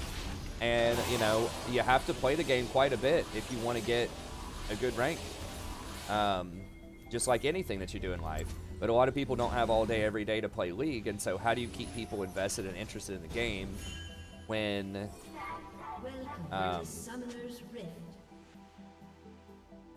when people, most people aren't going to gain a lot of ranks from season to season. Most people stay about the same. Let's just get out. We don't have CC. Just get out while we're behind. Just get out while we're behind. We don't have vision here. Just reset. So they've tried to implement stuff like the mastery system, right? Where it's like, okay, you've played a lot of games. We're going to recognize that you played a lot of games, you know, and that in and of itself is an accomplishment, is what they're trying to say. And some people, that has worked to an extent where some people are like, hey, I'm mastery level 7 on this champion. It's like, even if they're silver or bronze, they can take pride in that. They can say, hey, I've played this a lot. I've got some experience. I want to be able to show this off to friends, you know? And then they have, like, their fun modes, like Nexus Blitz and Earth and ARAM. And so they're trying to do that where it's like, hey, you know, I'm pretty good at this. This is fun. This is another way I can compete without feeling bad about myself. Because the thing is, like, if you're silver, you're not bad at the game. You're average at the game if you're silver. And that's not a terrible thing. But everyone wants you to feel like you're terrible at the game if you're not diamond. And so I think a lot of it is messaging. And just people's perception. But anyways, it's a struggle to keep both your hardcore fans interested and engaged, to keep people feeling like they're earning something, not just being given it, to feel like there's some kind of challenge, but at the same time not to be too challenging to where people that don't spend 8 hours a day playing the game can feel like they're getting something out of it. Fortnite has kind of gone in the other direction, which is a great experiment to say, hey, let's just go, like, all in on the casual. Let's not even have a ranked system. But now I think that Fortnite is still very popular, and it has been super successful. But it's starting to fall off a little bit because people are like, okay, well, there's no ranked system. I feel like maybe this isn't as challenging as it could be. Oh my god. What the? Why is he here? What the hell? An enemy has been slain.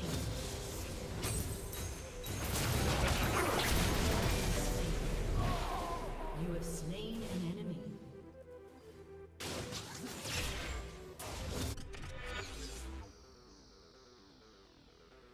I'm not even gonna type to her. It was stupid. Like, we should have just let him go. Like, I could have ignited him initially. I wasn't expecting that much damage. Us to get that close to killing him, that is. But yeah, we have no idea where the jungler is. That was like level 2. Lee could have just gone to Scuttle and then just dropped down to clean us up. In theory, Singe could teleport on us. That was unexpected, but he can do that. He has teleport. So we should have just let the Lucian go. It's like, yeah, if I would have known he was going to take that much damage, I could have ignited. The Misfortune Burst really caught me off there at level 1. But yeah, once I don't ignite and he like flashes and uses all of his summoners, like that's it. You can't flash basically under their tower through a minion wave with no vision of the jungler, and when top lane has teleport.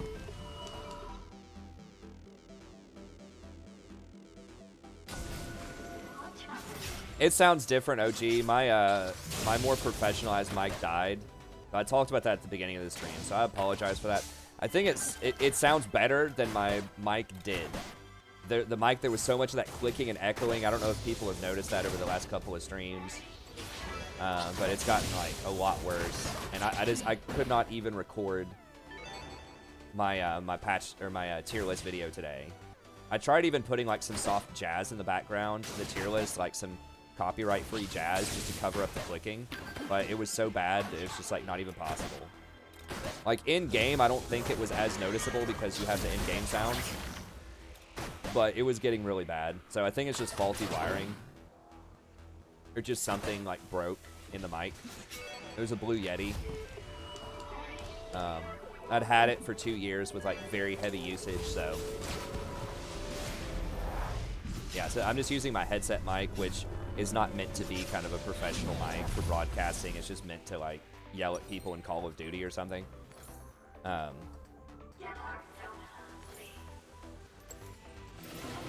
yeah, but I think it's serviceable. Hopefully. It just, yeah, probably doesn't sound as professional, but I'm gonna get a new, more professionalized mic here soon.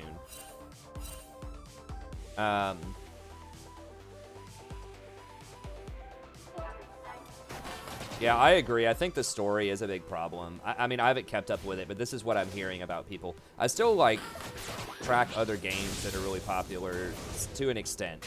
I try to keep up with, like, what's going on, what's working, what's not working, just so I can kind of keep an eye on the gaming industry, and then it helps inform, like, you know, what I think about League and what the direction that League's going and stuff like that.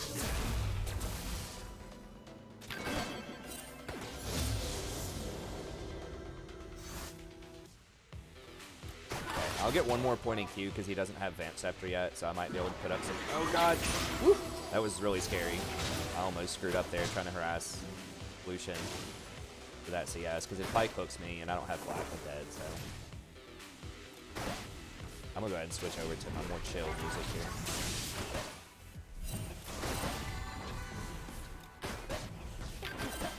I mean, I like classic WoW. I like the really, like... the challenge of it and just like the grind, like that's like the old school, like we're gonna cater to kind of the hardcore fan base first. It's not even like the grinding is not necessarily like even for really hardcore people. I mean, someone's in that bush and Lucian's missing CS, like not showing, so it has to be Lee, right?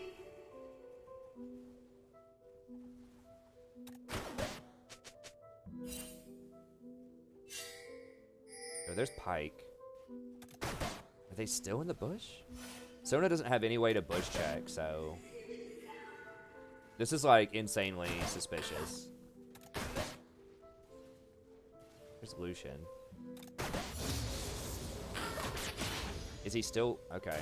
Surely he left if he was there by now. He's been sitting there for years.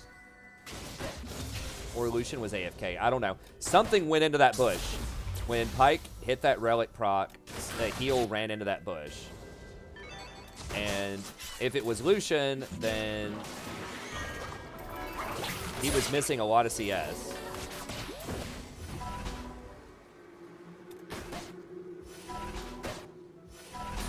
So that leads me to believe it's probably not Lucian. And they had a pink ward in there to try to shut out the vision. So.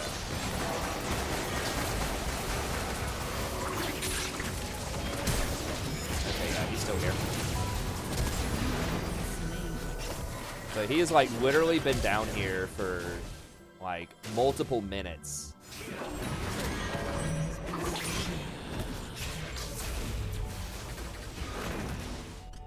No, I'm like 99% sure that was Lee. And that he was there for, he was in that bush for at least a minute. And he probably just looped around and stole a camp.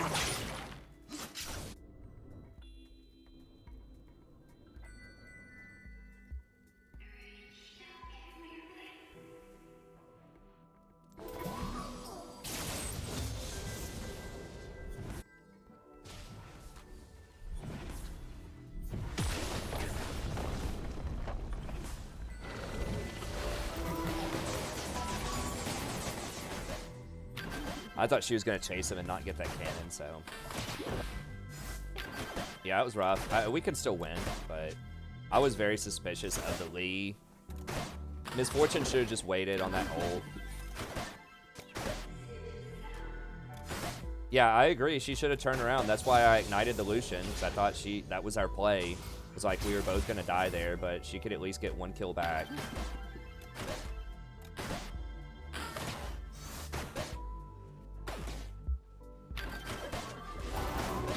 I need to try to get more charges on my Frostfang.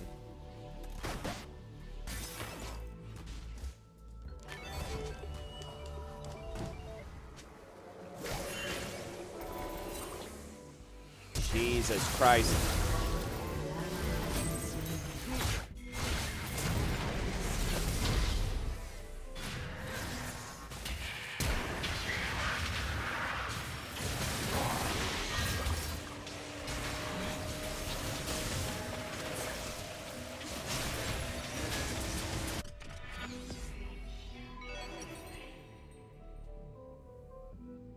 An ally has been slain.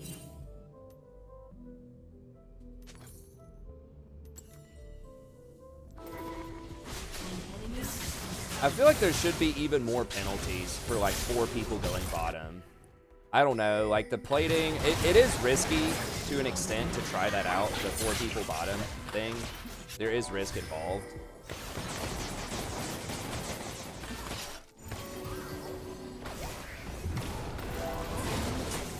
I was trying to give it to her, but he almost got away. I guess there is some, if they get the top tower, it's probably worth. I don't know, maybe it's an appropriate amount of risk. We just shouldn't have been pushed up that far. I almost got away. That is a risk of Sona if you get camped. I think we can get at least 1 plate here. Because they're going to have to go back middle and top at this point.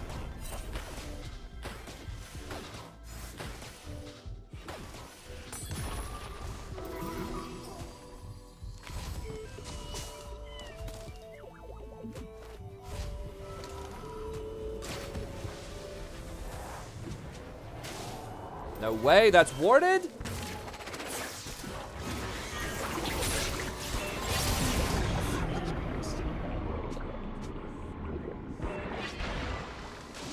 Okay, and you're muted. An ally has been slain. Killing spree.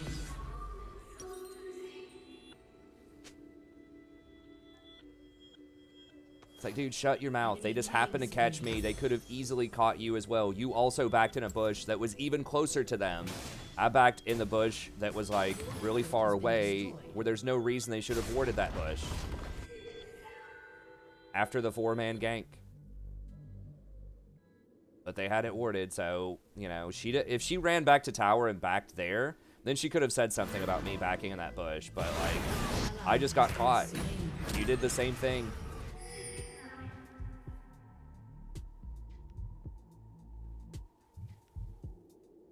I think it's reasonable to think that they would not have that warded, given like what just happened in the previous 2 minutes, but I don't know. I guess I should have just backed all the way to the tower. I mean, we can still win. I just have to stop dying. That's the thing about Sona. If she gets camped, or if they have an assassin that gets ahead, like a Pike or something like that, then it can be hard. But we can, fortunately, we do scale, so.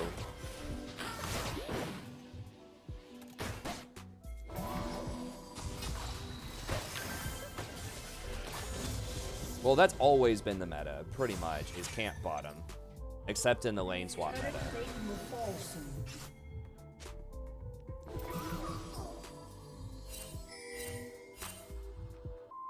Bottom just has the most rewards. I mean, I guess there have been some metas where, like, camping top, when top is the most powerful role, and, like, split pushing's extremely strong, and 80 carries are very weak, maybe. You don't camp bottom, but at least for the last few seasons, it's almost always been camp bottom.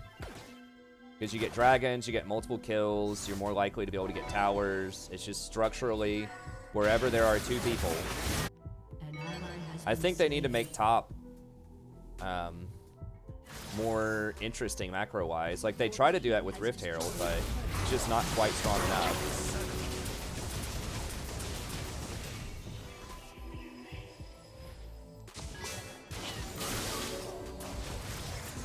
Diana can one-shot either one of us, so I've got to be careful.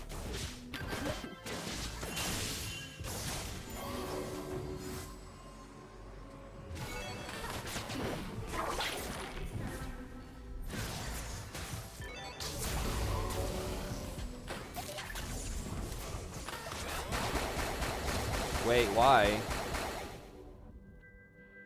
Why would you not just wait until I ult them to do something like that?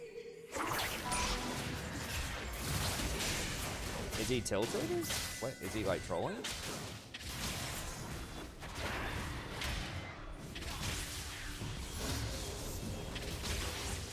I don't know. I muted him.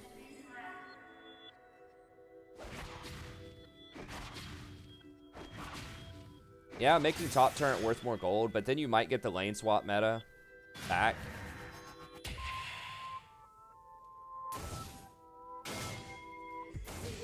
I think making Rift like more valuable. I don't know, it's already really valuable.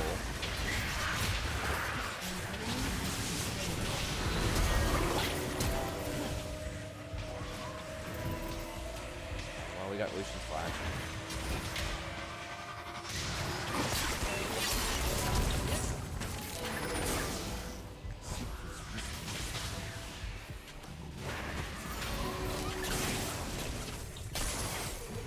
Wait, okay, so she died again.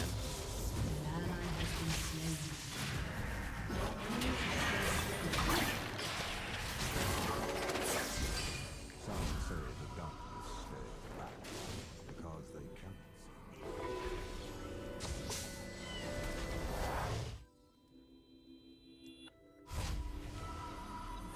I can't leave or they're gonna take this tower. Okay, I really need to go get Ardent Sensor though. It's a huge power spike.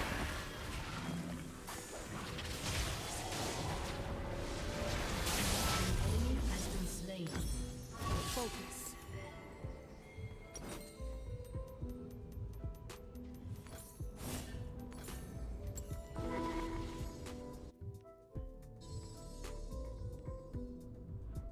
Rift is pretty good. I mean, at the same time, like I always say, if they have 4 people bottom, you should be able to punish.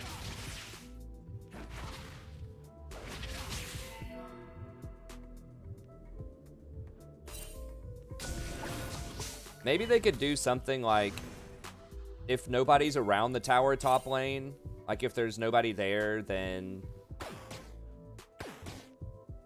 Whoa, what is that weird buff on her? What is this purple?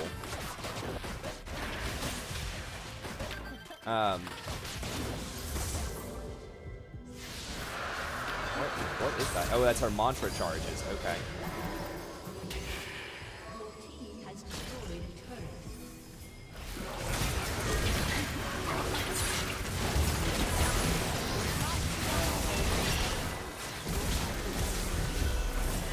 She used all of her jumps.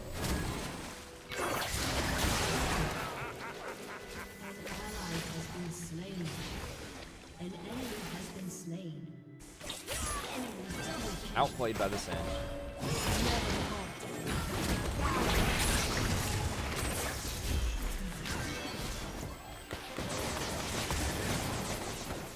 Nice. Okay, that was a nice play.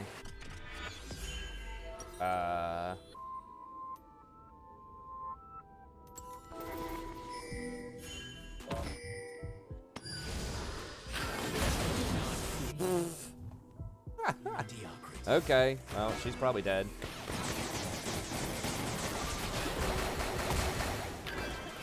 Oh, she got too fancy there.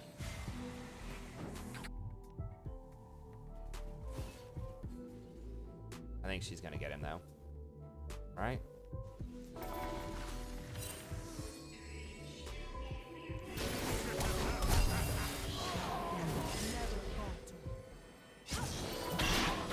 It's giving her one last chance. If she didn't get that, I was gonna kill him.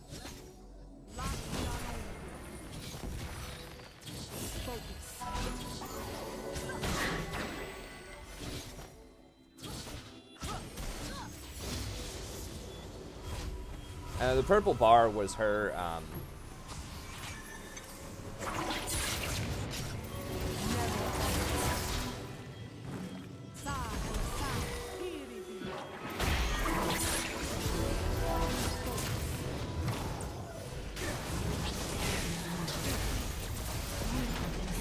we're all dead.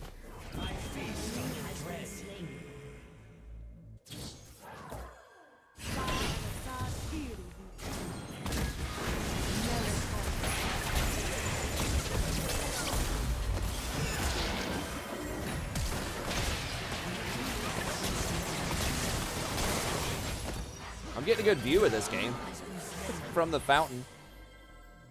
Sometimes it's just gonna happen when you play Sona, I guess. I've got to get movies now.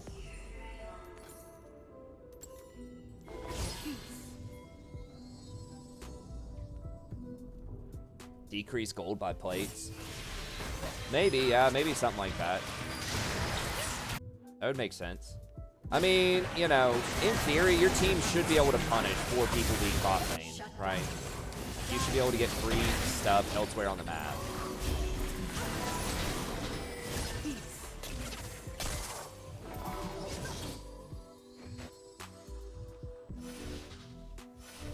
So if they, you know, if they're getting priority, you know, in mid lane and they are successfully roaming bot and they're using their teleport, they're saving it, you know, they're not teleporting back to lane, so they're sacrificing some CS in order to have the teleport ready to teleport bottom for plays.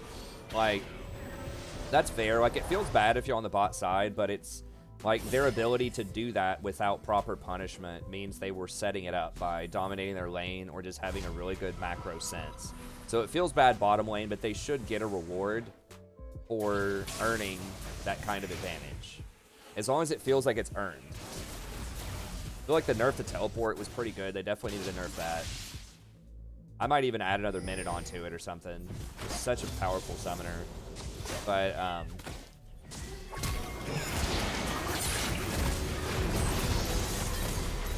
crap. That was so fast. I could have ulted him immediately right there, I guess, as soon as he popped. I saw that ward and I should have suspected it and been ready. I just wasn't even thinking about Lee, like, popping over. I thought it was just somebody warding. And then my reaction time was just way too slow. Shut down. Yeah, it should have been sending off some bells, warning bells there.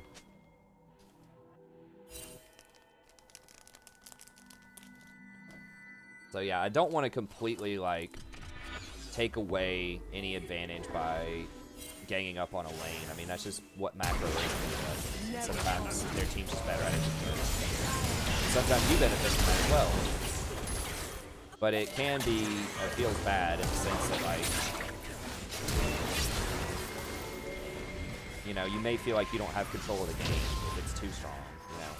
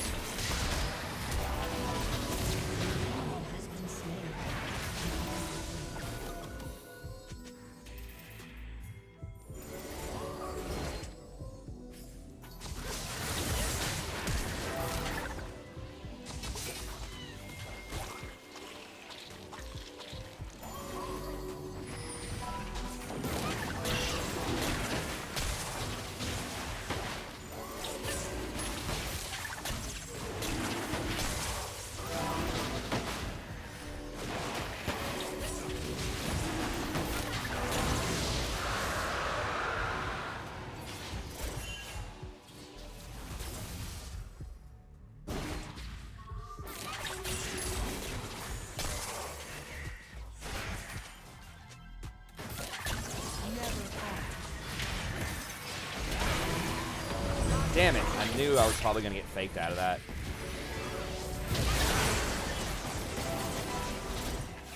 Shit, am I dead? I'm probably dead. Maybe not.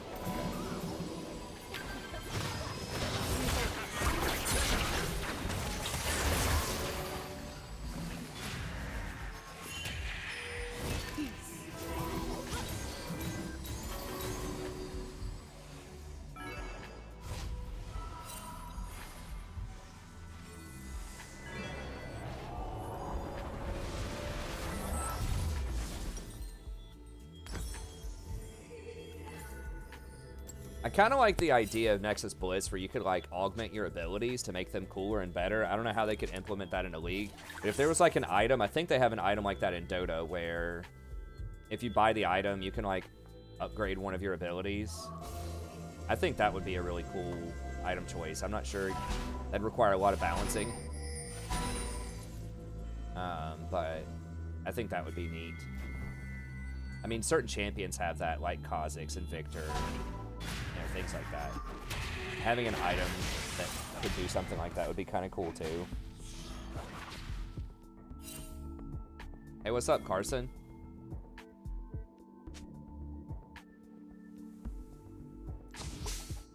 Did you donate for it and I just missed it or something?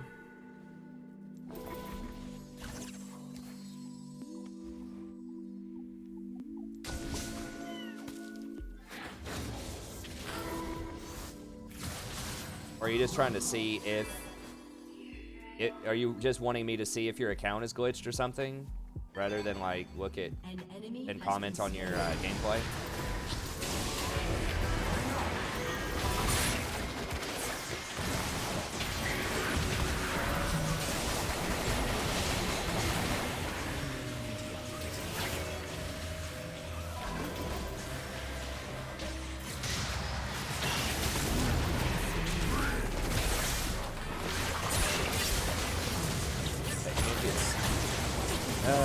Diana's just such a poorly designed champ.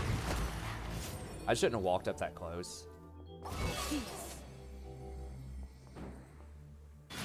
Like, she's so frustrating to play against if she's really fed, because it's just like literally point click, like one shot.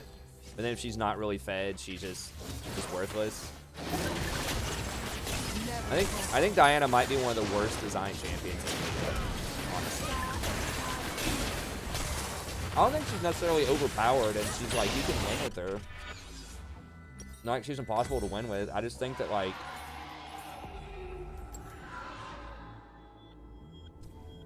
she's so, like, bipolar, you know? She's like extreme feast or famine.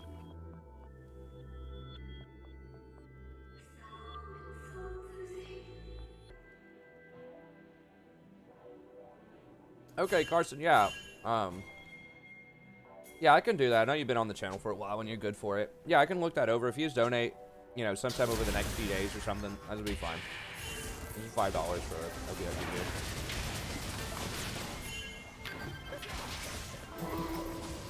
Yeah, I can take a look at it after this game.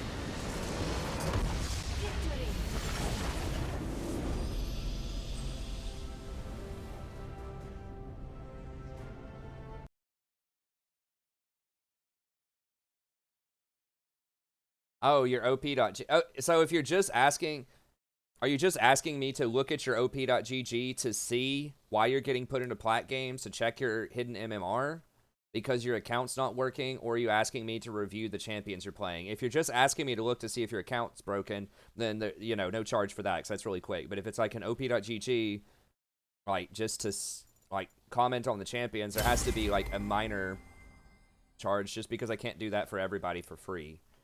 And it does take up some stream time. Just let me know what you meant. I can type that up real quick.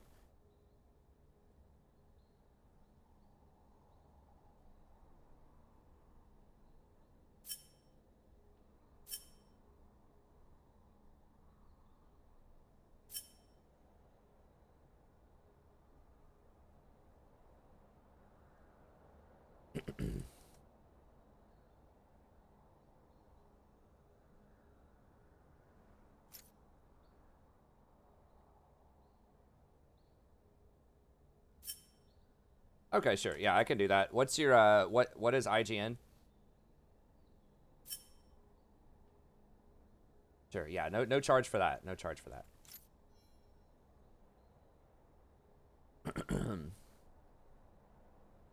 JG Duke. Okay. You're playing ranked. The bronze 2.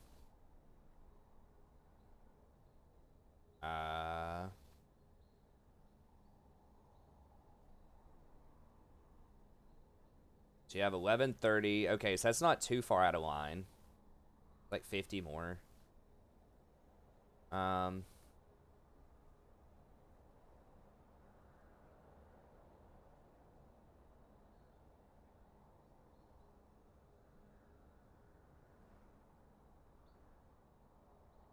Yeah.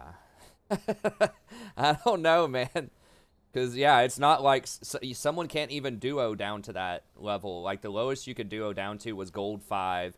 So, like, a platinum player can only duo as low as a gold 5, and that gold 5 could maybe go as low as, like, silver 3 or maybe silver 4 MMR before they would get demoted into silver. So, like, the absolute lowest in an extreme case would be someone who's, like, Platinum 2 duoed with a Gold 5 that has, like, Silver 3 MMR. But it's like every game. Like you said, it's like everybody in the game appears to be around, like, Platinum 4 MMR. Yeah,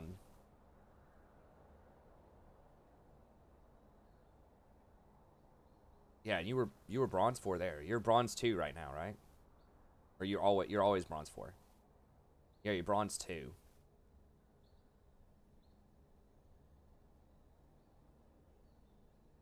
Yeah, so it's not like a one-off glitch.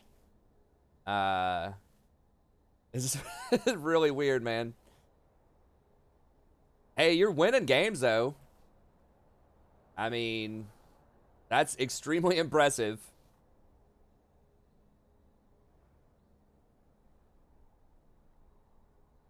But yeah, you were Bronze 4. How much...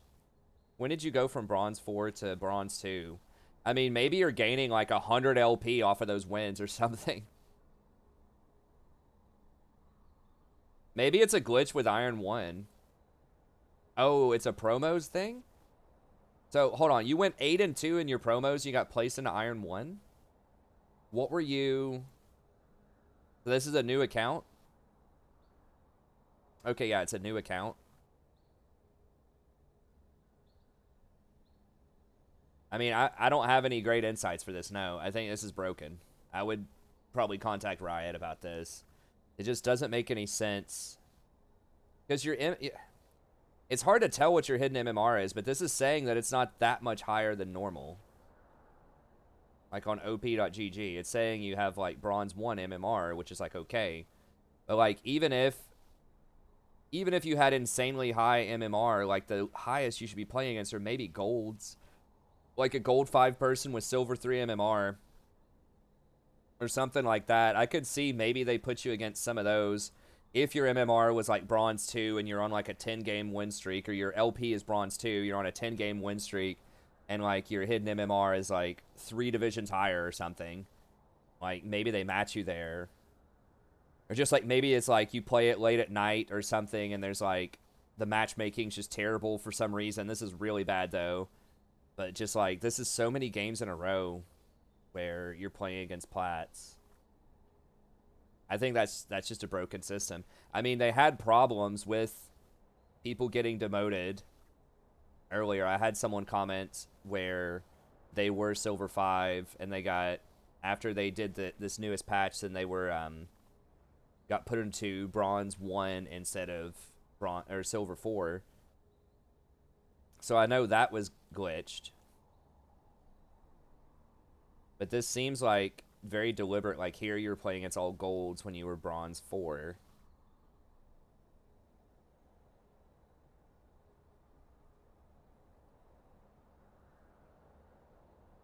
Like, in a lot of these games, you're Platinum 4 before you even have any rank. You're, like, level 41. You're not even ranked yet. Yeah, I would maybe, if,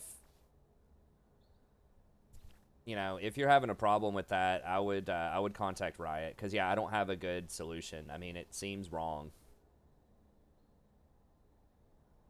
No, I would definitely contact Riot.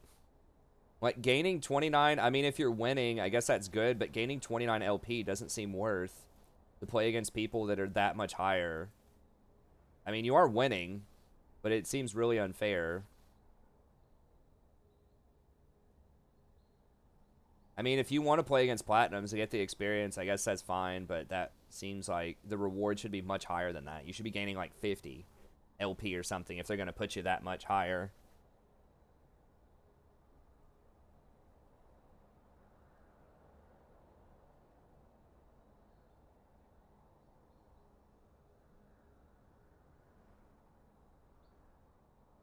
Yeah, it's acting as though it placed you high gold and you have, like, low platinum MMR with 8 and 2 on a...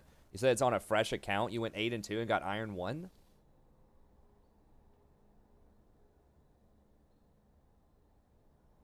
Just ask them about your hidden MMR, because, like, there's no way this is accurate. Like, maybe it started you out Iron 1 but gave you Gold 1 MMR or something? I don't know. Something's wrong. I don't know. So, unfortunately, I can't answer that for you. All I can say is something's not right with that.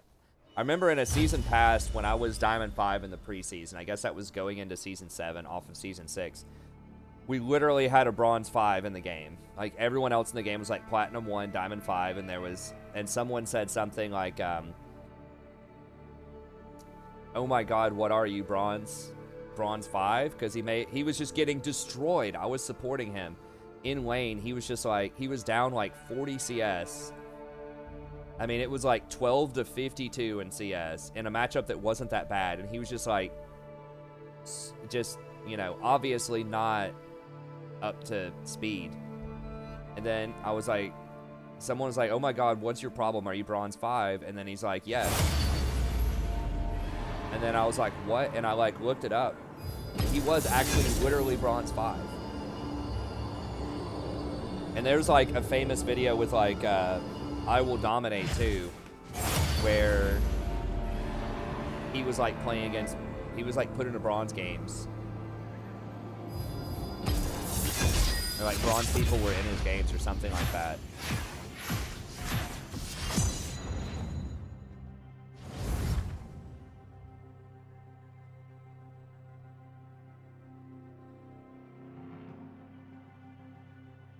Well, Carson, are you historically a bronze player on your main account? Or are you something that's higher? I assume your main account's probably higher than that, if you're getting that kind of win rate against platinum people. Or else something has just clicked recently. Maybe you used to tilt or something and you don't tilt anymore, but you've always had talent or something. I don't know. But yeah, that has to be smurfing. That's what I'm saying. I don't think he's, like, organically a bronze 2 player. He's just in a bronze 2 account by some fluke. Tyrant.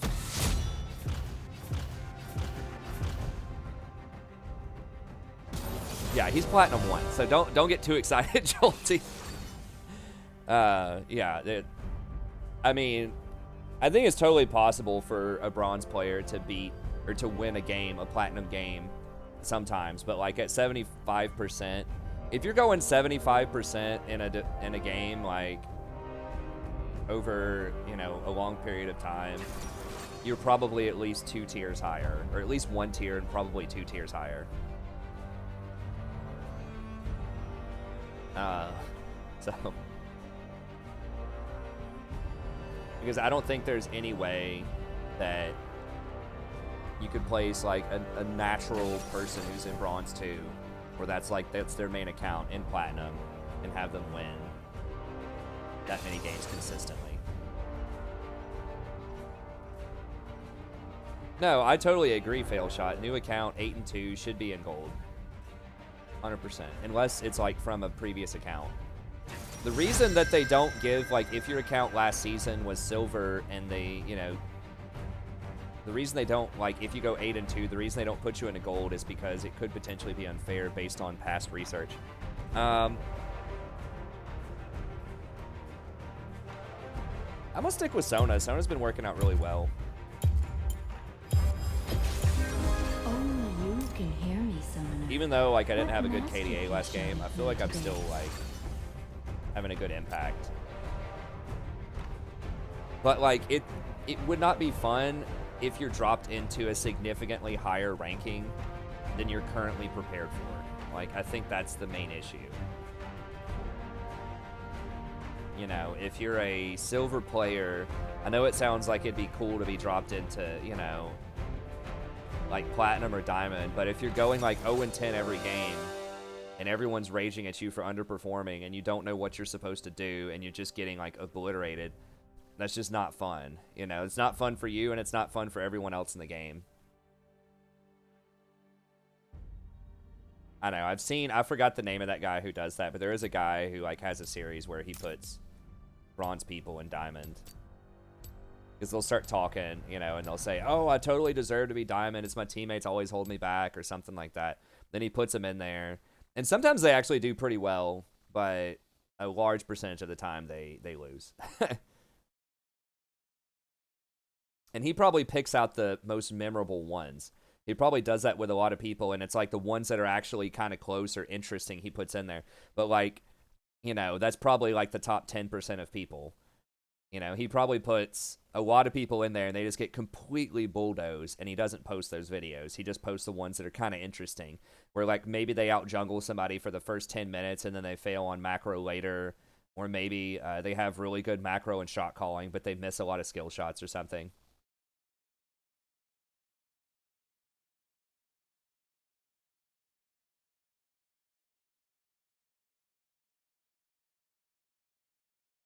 Well, it is fun for the enemy team, yeah. No, I agree, Carson. That's weird. I don't know. I would maybe just contact YouTube. I mean, it might be nice just to tell them, just so they know there's a problem with the system. If enough people report weird stuff like that, then they'll recognize, or they'll investigate it. And if it's happening to a lot of people, you know, if no one says anything about a problem, the problem doesn't get fixed. So, it looks like a problem to me. So, I would probably say something about it. Because if you were a person who wasn't smurfing, maybe they have smurf detection now? I haven't heard anything about that, but maybe they could tell that you play on another account, and so they're putting you up there? Welcome to Summoner's Rift. Maybe it's based on how you performed when you were leveling up? But why would they not just place you there naturally, though? Like, that doesn't make 30 sense. seconds until minions spawn. Like, something's just illogical about it. If they really think you're a smurf, and they don't want to put you in bronze games because they think you're just going to stomp people, then... Because the thing is, they want to put actual smurfs up where they belong. Because the people in lower brackets do not like to play against smurfs, because it's not fair. And so, like, Riot really wants to be able to identify who's a smurf and who's not, and promote them as fast as possible. So that it's fun for everyone else.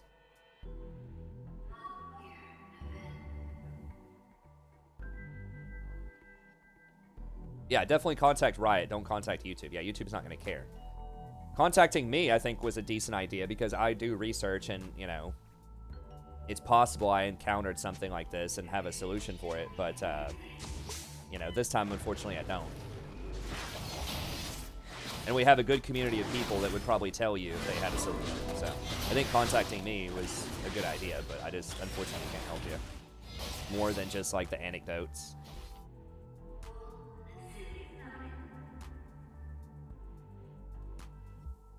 Okay. Like, the only thing I could think of is maybe they detected you're a Smurf and just did not promote you for some reason. But I think it's probably something just squirrely with, like, the new rollout of the Iron Division. Because we know they were having problems with that, right? Because they said it a couple of days ago. So I think that's probably just the issue.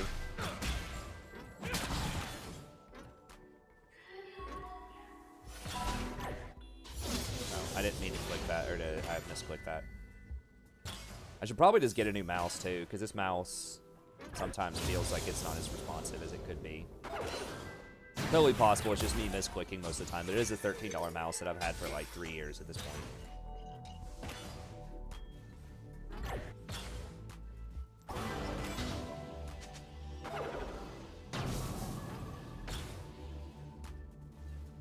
Oh, Brand Jungle? Okay, with Predator.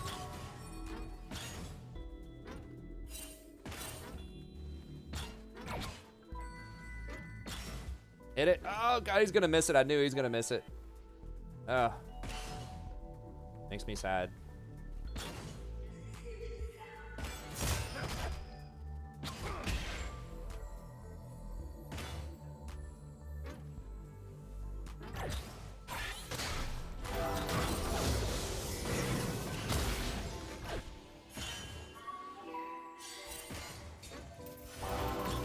Damn, I didn't get my auto off.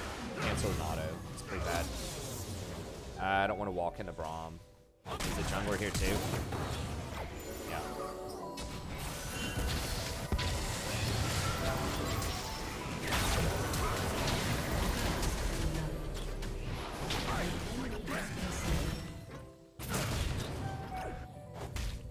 Yeah, he doesn't. He flashed forward. I think he's gonna make it.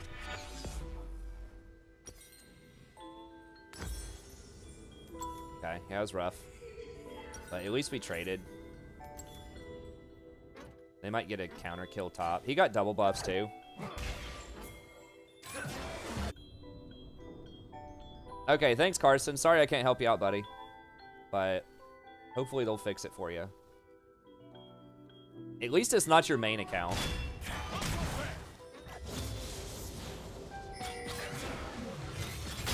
I guess, I mean, I'm trying to find a silver lining for you.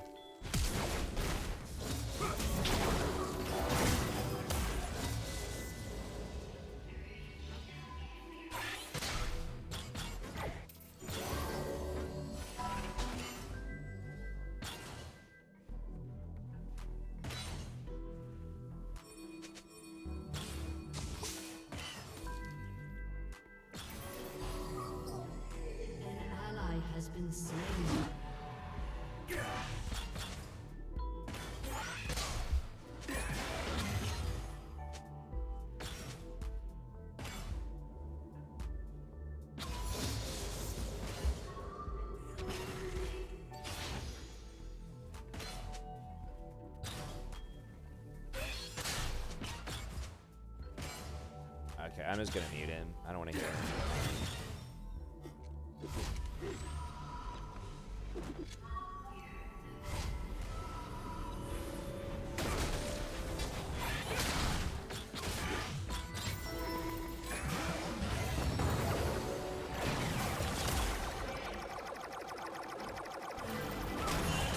Shit, I might die off of that, damn it.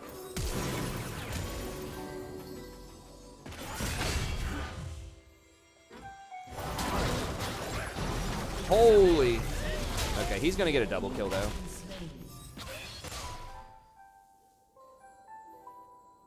He's got a dash, right? Oh my gosh. Oh.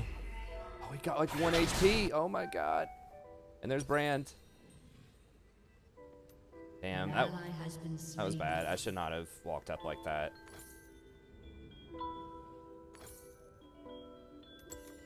That's probably too many fairy charms. I'll just go with that.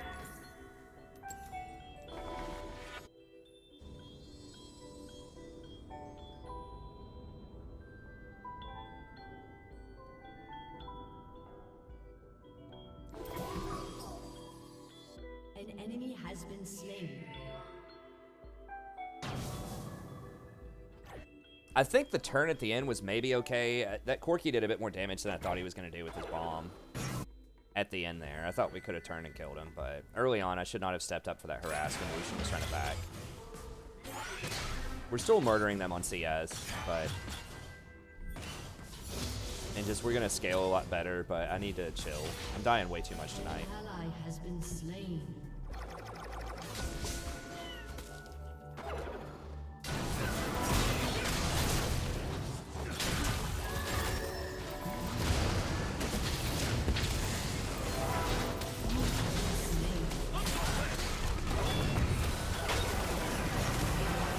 Wait, I thought he already ulted.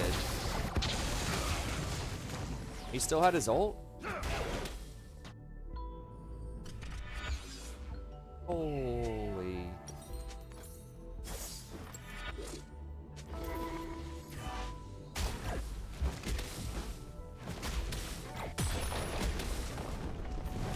Damn, I wasn't, I'm just playing bad. I'm just underestimating them. I thought we had them. Catching him off guard, like full rotation on that Corki with an Ignite. But then Brand came running up with Predator. The Braum is really what's like murdering me here.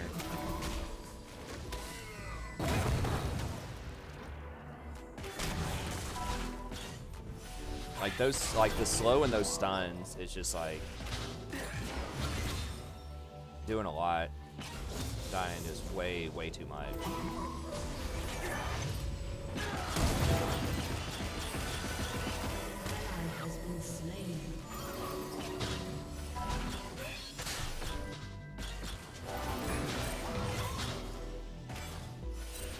Okay, so he's just trolling or what? I gotta mute everybody. They're all gonna like start yelling at this Kha'Zix. I don't want to get too distracted. Get down here really quickly. Oh my god.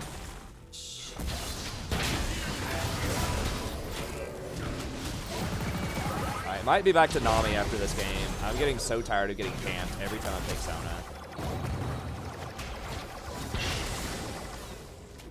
I mean, I've messed a lot of these up myself, but it's like every game, like literally every game we get camped. I mean, we have won every game too, so I guess there's that, but... 4 people bot again.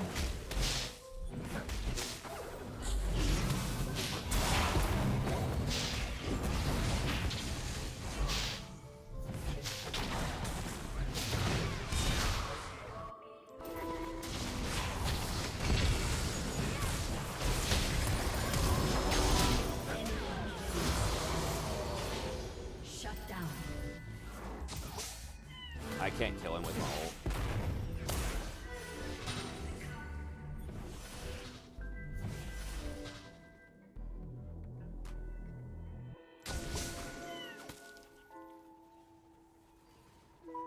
I don't think Riju bead matters. Like, well, I'm not losing because we're getting attritioned out. I'm losing because I'm getting stunned by Braum in most of these fights. Because I'm, like, out of position. So I'm not, like, losing over time just because they're just dealing incremental damage to me. I'm losing because I'm getting bursted out when I get stunned.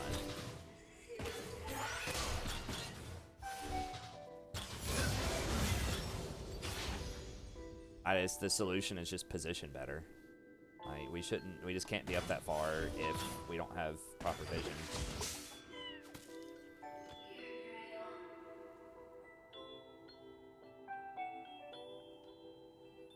Changing the mood and try to participate. I don't know how participating in tournaments would change the mood, but I don't know, like maybe.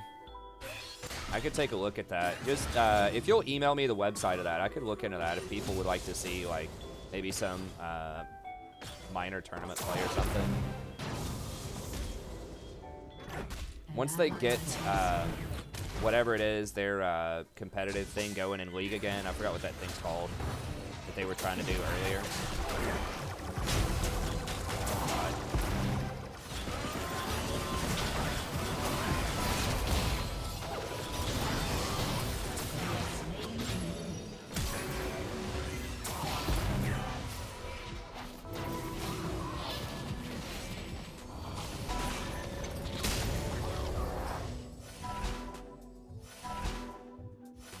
Clash. That was it.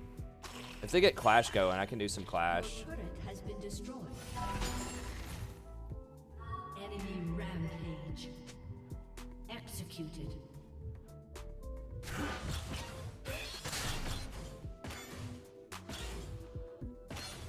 Oh, I see what you're saying, yeah.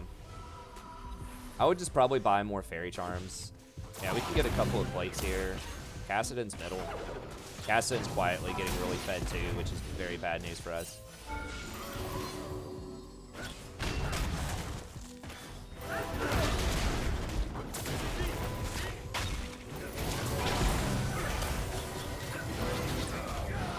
Has been slain.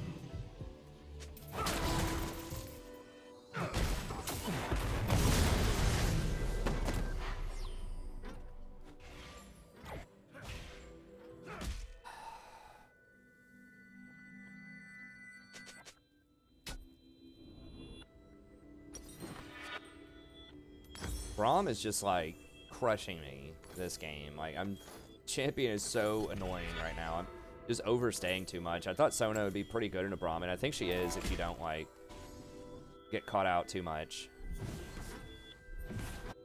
Cassidon's gonna be a nightmare later on too. It's not good. Your turret has been destroyed. Turret Definitely a really bad game for me. Oh, our whole team's getting obliterated. I thought I was the only one dying. I guess Lucian's died a lot too.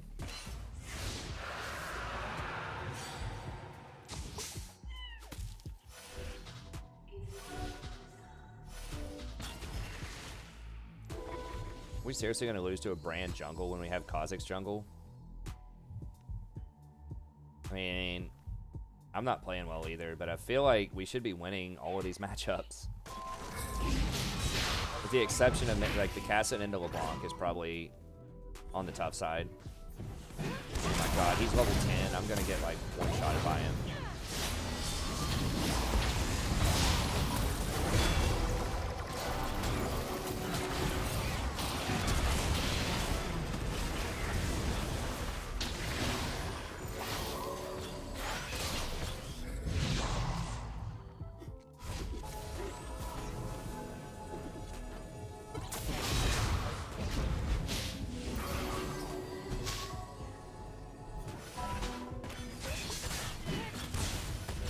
We can still come back into it. I think Pantheon's gonna fall off.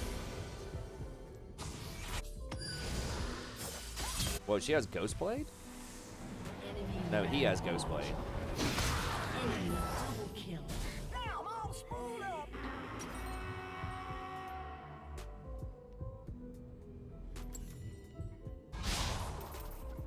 Pantheon feels a lot stronger with the Dark Harvest. I've seen a lot of like pretty good Pantheons. Hey, what's up, Tate? We're doing pretty well today. We're in promos back to Plat 1, like, you know, the third time. About a week.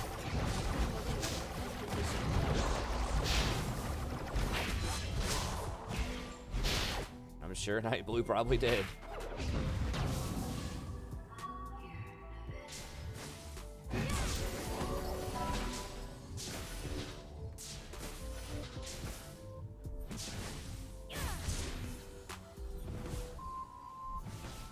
Is Lucian just AFK or what? Or he's waiting on an item or something? Okay.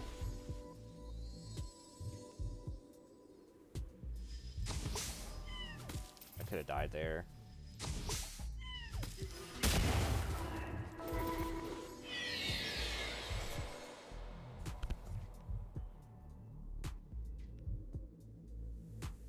Oh, Wake Forest, yeah.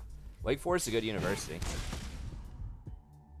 I thought Wake Forest was in the middle of North Carolina. Maybe it's, I mean, I don't know the geography super well. I thought it was over there with like Duke and North Carolina Chapel Hill, North Carolina State, all that stuff, but I guess it's on the western side. West side? Summon my inner Tupac.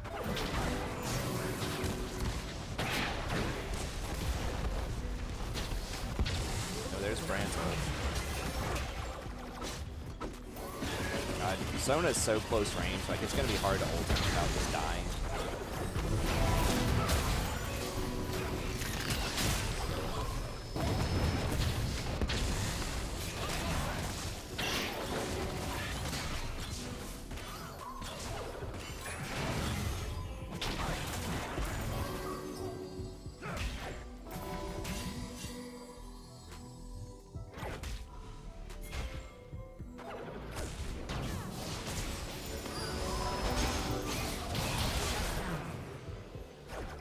Yay for wards.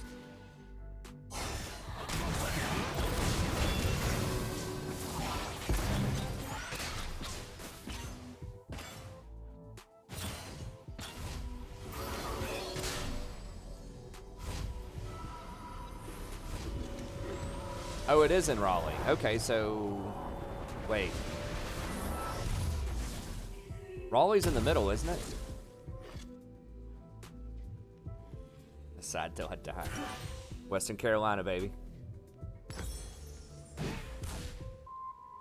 Nah,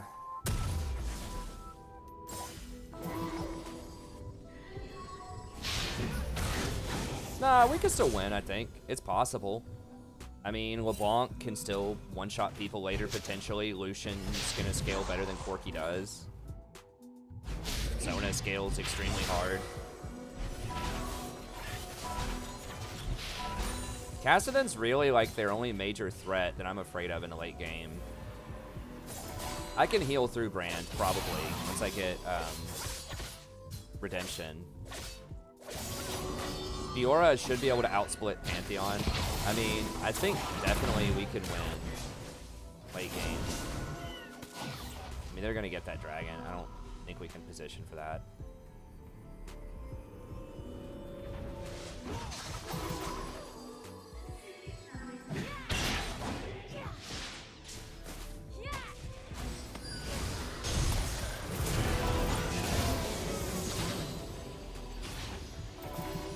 Run before they all rotate.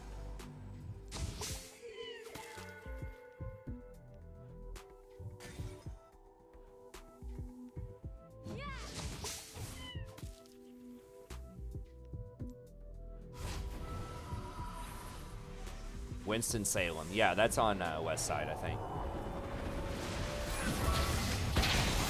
No. Woo.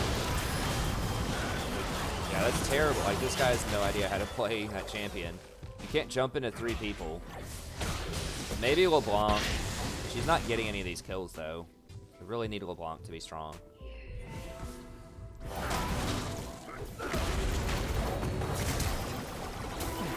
Okay, there we go. There's the cleanup. Let's go, baby. No, maybe not. LeBlanc's got to hit these chains. I think they both flashed out of that. Your turret has been destroyed.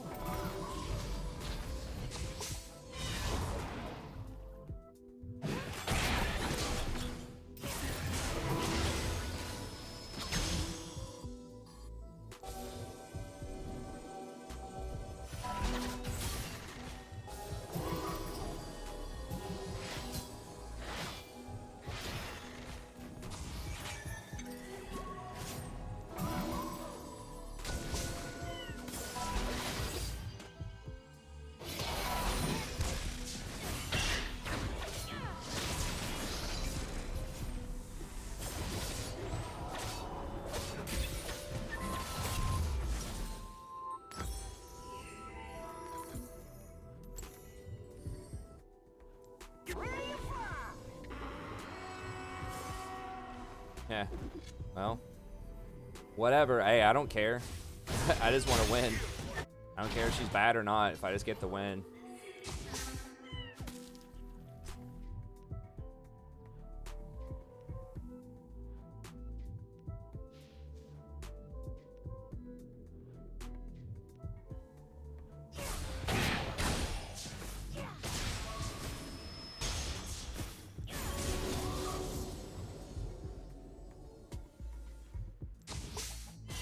An ally has been slain.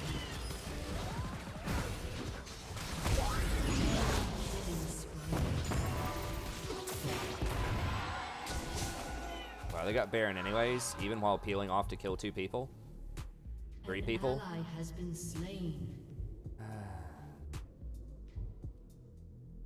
Rom is so good in like group situations, especially if you're already winning. And it goes into a Predator brand jungle. Your turret has been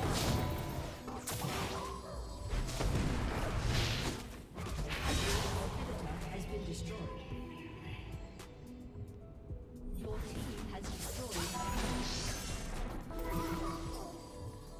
Probably rotate over to top, right? That's where I would go. They may have just reset.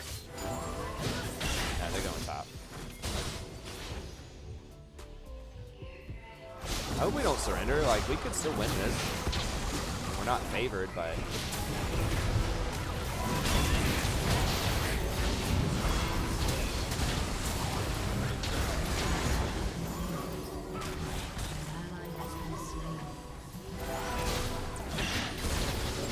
Like, they're making all kinds of mistakes.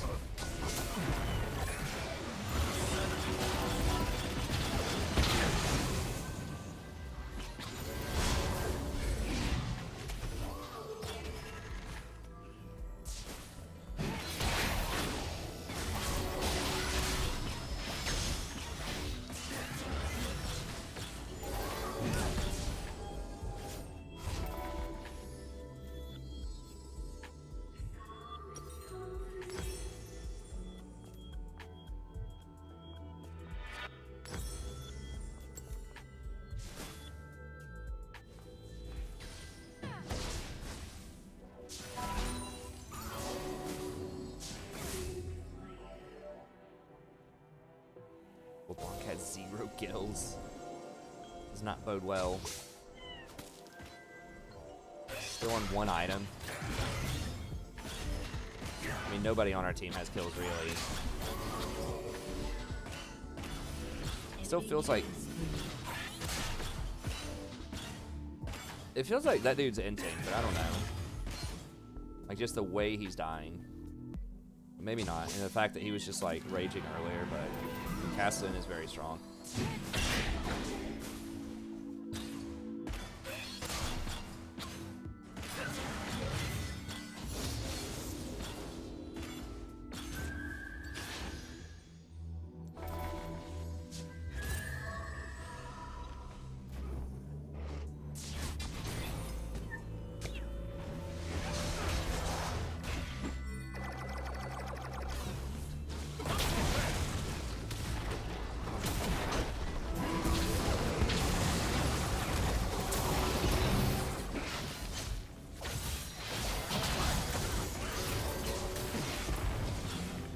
Should have flashed on him, maybe. Suicide if I do that, though, but...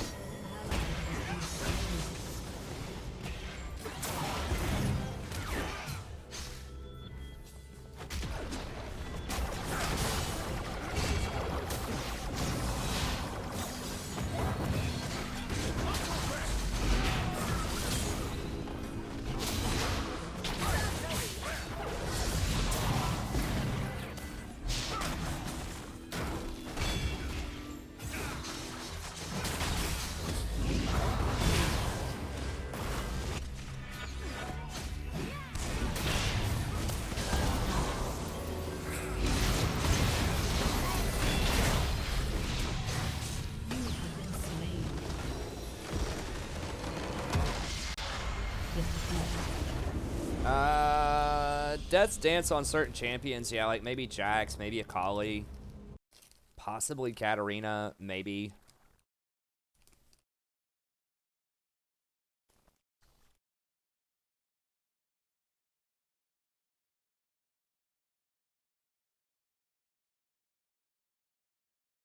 Not as a rush, but maybe as a second or third item. I still think Gunblade's probably better on those champs, but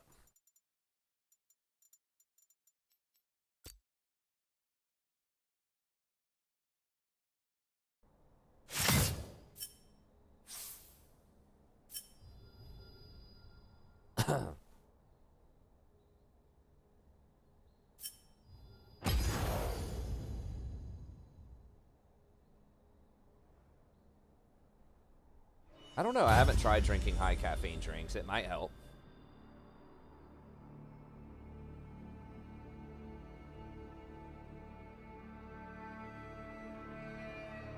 I've had Pentas before on like Zyra and Brand, but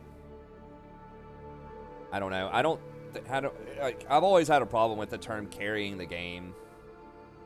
I don't think it's just kills and damage. I mean, there have been plenty of games historically, especially on like Janna, where I do almost no damage, but I think that I was the biggest influence on the game. Versus I've had also lots of games where with Zyra, I have the most damage on the team by a large margin, and we still lose the game. So I don't think that damage and kills are necessarily carrying, although there's a pretty strong correlation in a lot of roles. But I think especially on support, like, I think you mostly carry, depends on the champion, but through like macro.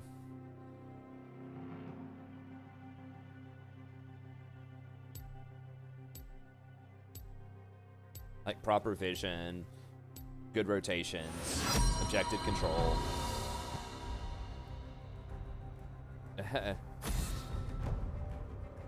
Lady, what's up? You feeling good? Are you feeling good?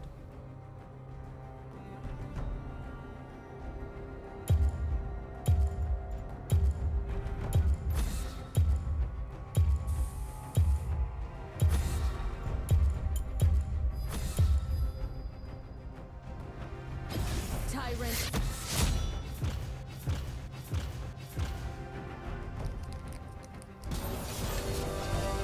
I'm not sure. I am pretty tired. We'll see how it goes. I'll play a couple more. Nah, I mean, I'll try to put in my 4 hours. I got started late.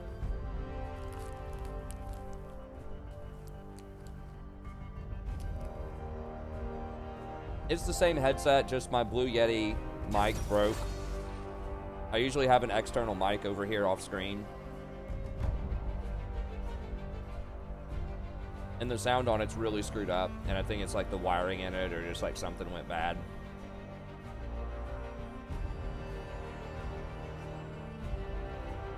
That's why my voice probably doesn't sound as good right now. But I'm gonna order another like higher grade mic. Probably tomorrow.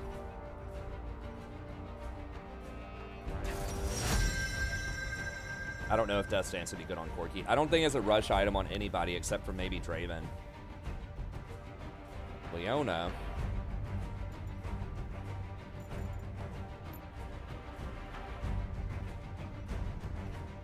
Vayne. I mean, I could play something like Thresh.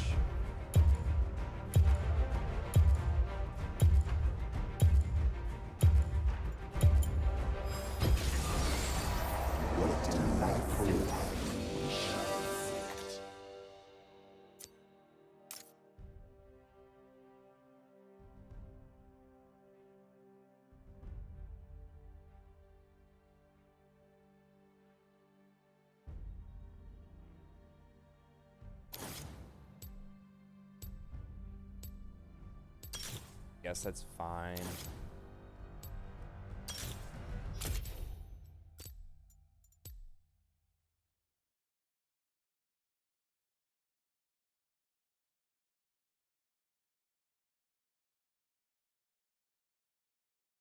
Hey, what's up, Amanda?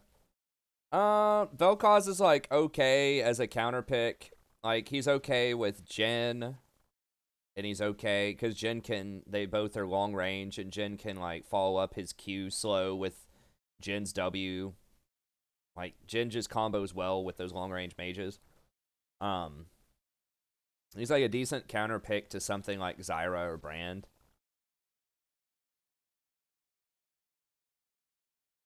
But I don't think he's amazing overall. Like, maybe tier 3. Just because you're very susceptible to ganks. And, like, a lot of poke stuff, historically, if you're really far behind, is going to feel very bad. Wait. Why do we have Aftershock Anivia top lane? What are these games tonight? I mean, I guess we just did lose to a brand jungle, Predator jungle.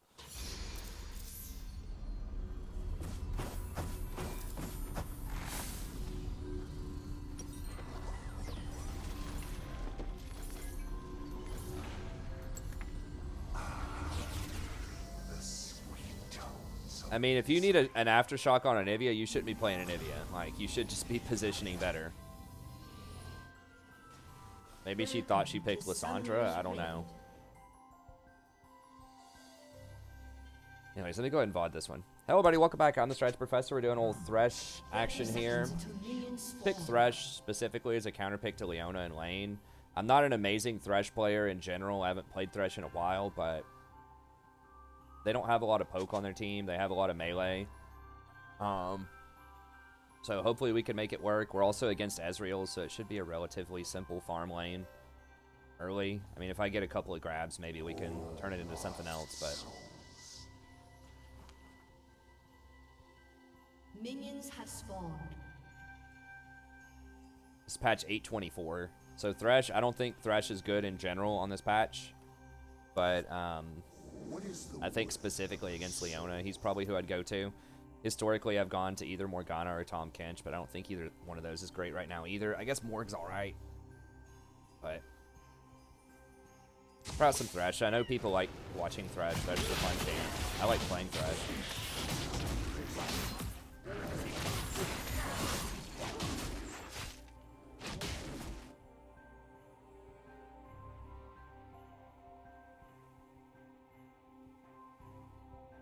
Well, there has been a little bit more trolling in the preseason than usual, or like unusual picks, I guess, but seems like tonight in particular, there's been some weird stuff going on.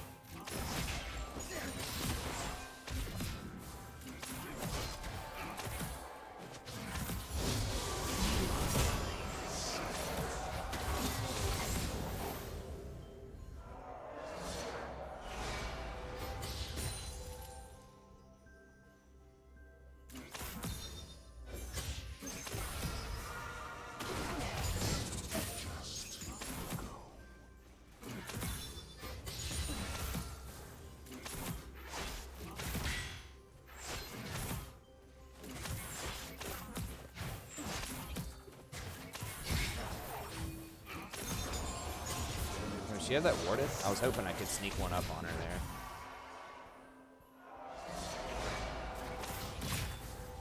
I need to stand close to Vayne, so if Leona tries to engage, I can play her back.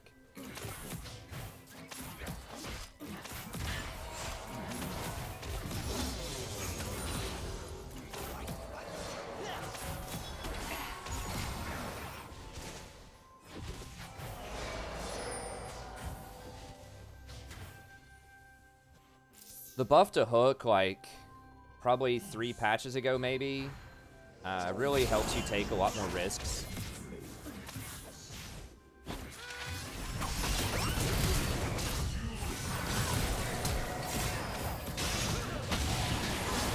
Okay, got that one. Been nice if we could have gotten the double buffs off of it, but...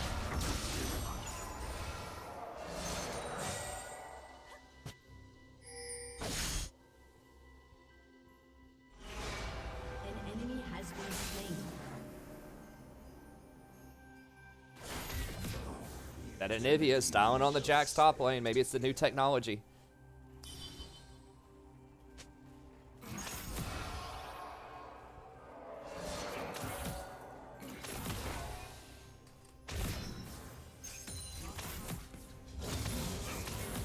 Yeah, it's payback for the 4-man bot roams. We actually did the 4-man mid for once. That was a really good call to rotate up there for that. I need to go back and buy. Thresh is a lot of fun. I mean, Thresh is probably, like, I think Thresh and Rakan are my 2 favorite supports to play. I do like a lot of supports, but there's just such a high skill cap to each of them, especially Thresh. I just don't play Thresh just because I don't win a ton on him in most matchups. But that's because I don't play him enough. It's kind of like a catch-22. Like, I don't win on him because I don't play him enough, and I don't play him enough because I don't win on him. But in, like, certain matchups, especially against Leona, you know, I still think he's pretty good. I mean, he's good in general. Like, if you're good on Thresh, he's good in any meta, right? He's one of the best one-tricks. He probably is the best one-trick support of all time. I don't think that's changed. I'm just going to go all the way back to this one, so I don't get caught out. An ally has been slain. What is my measurement determining the worst champ? I mean, like, you could do win rate, but hold on, let me that win. We'll just get a Zeke's.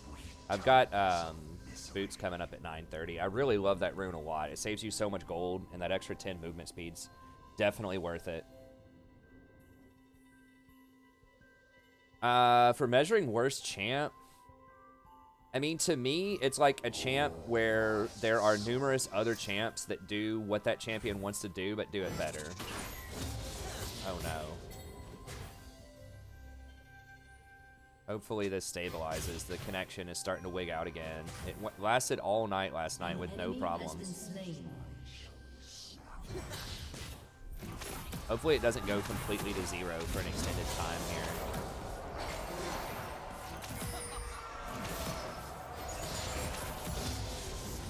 It's probably going to be skipping a little bit on the stream.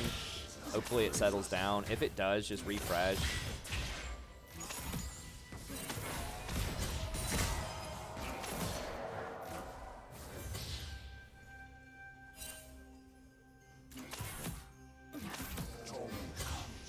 Okay, I think it's back. It seems to be back, so just refresh. If someone in chat, well, never mind, it's still skipping around, but it's up in the high 2000s. Yeah, so something where other champs,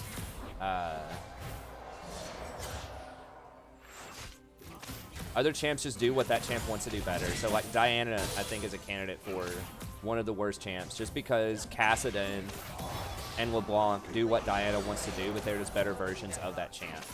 Whereas something like Ivern has a low win rate right now, but he's at least unique. So there are certain metas where he could potentially, you know, be better. And there are certain, like, situations where he could be a good pick, even though overall he might have a good win rate. Okay, I think it's stabilized. It looks like it has. So for anyone watching the stream, if you'll just tell people to refresh. I don't know. It worked yesterday. It looked like we had a good solution. I don't want to go in on that. Oh, she missed. Okay.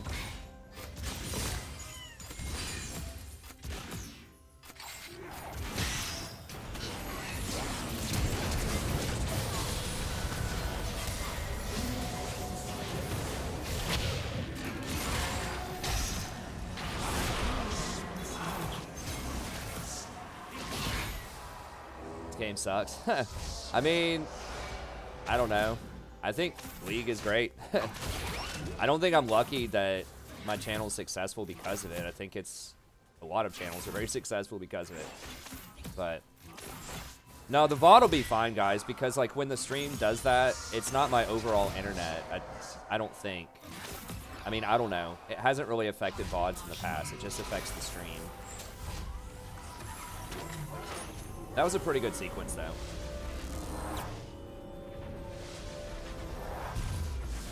I don't know. I mean, I guess there are definitely some people that don't like League, but I think it's great. I mean, I've been playing this game for 8 years, and I still find it exciting. I've probably played 10,000 games of League.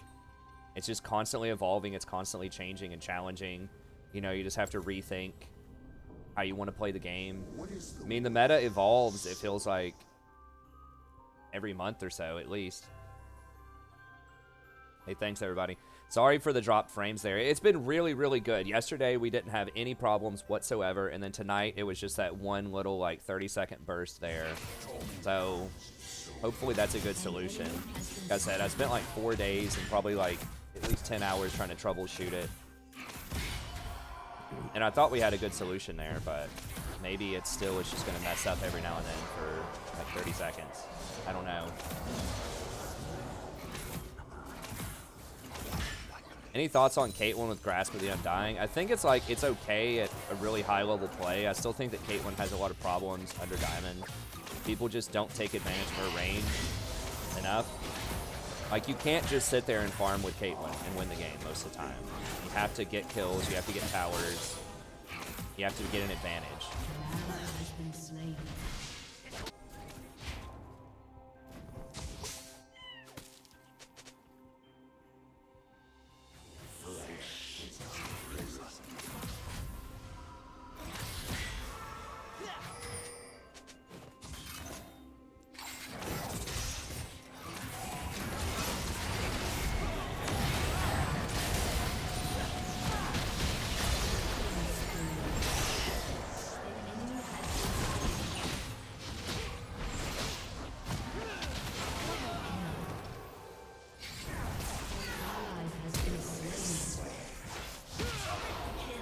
Okay, nice. The sweet tones of misery.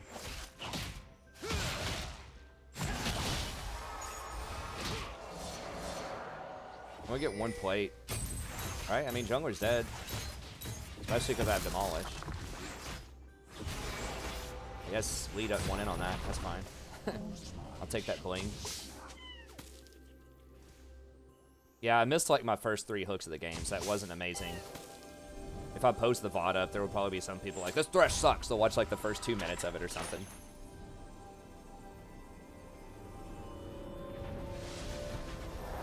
I mean, like I said at the beginning, I'm not an amazing Thresh player. I don't play him a lot, but I'm okay.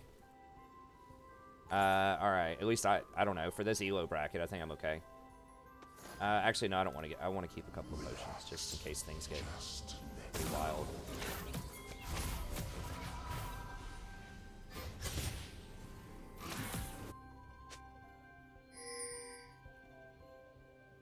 I saw an Ashe with Grasp of the Undying too, which was pretty interesting.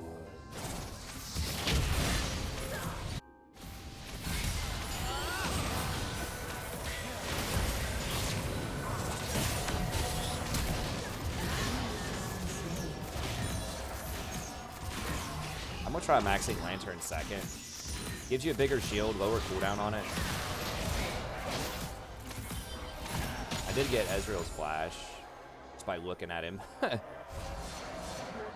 has destroyed a turret. Thrashes a Finn. Oh my gosh. Wow, okay. Yeah, I didn't see that coming. Can I kill him? Yeah, I was not expecting that at all. I could have thrown down a lantern. I mean, I could have done a lot of stuff there. Could have hooked him immediately, thrown down a lantern. I just did not think he was going to all in her right there. But she was low health, and she didn't have her tumble, so.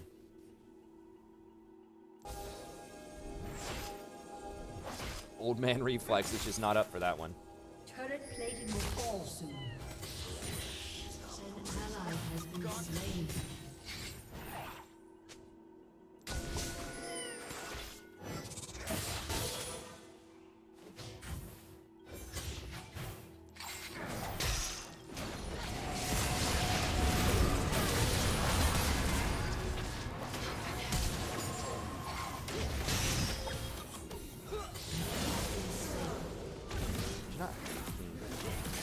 That was awkward. Okay. I thought we were going to be able to turn that around. Why is Jax here? And Aatrox. I mean, I guess the other towers are... Well, no. Other towers are up. Their towers are down. I don't know. That was awkward, though. Your turret has been destroyed.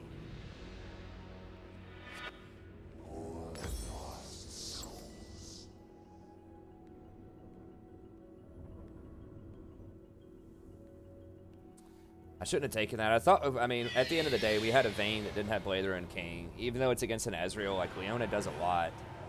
If she gets to all in the Vayne and I don't peel at all, if I use all my stuff offensively. That's really one of the toughest things as Thresh, is like trying to figure out how much you, every play, how much you need to use on offense and how much you need to save on defense.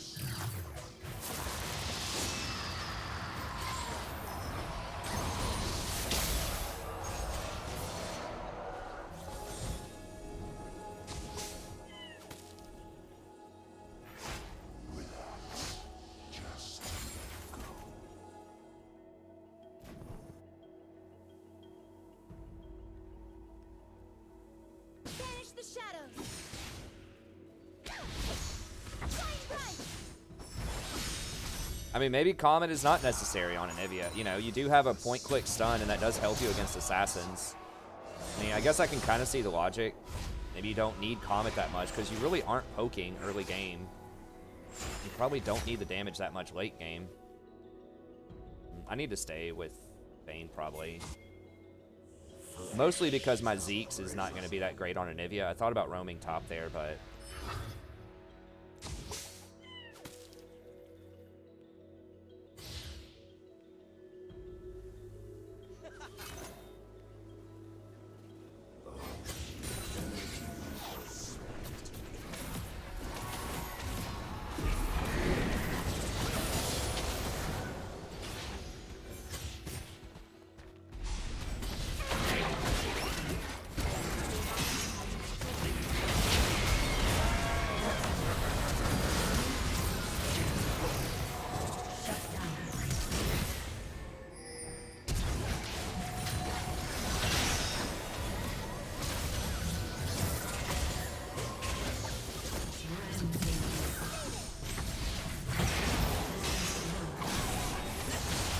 Oh! Yes! That was definitely intentional to try to stop the Leona from eating in. And I got the Ezreal too.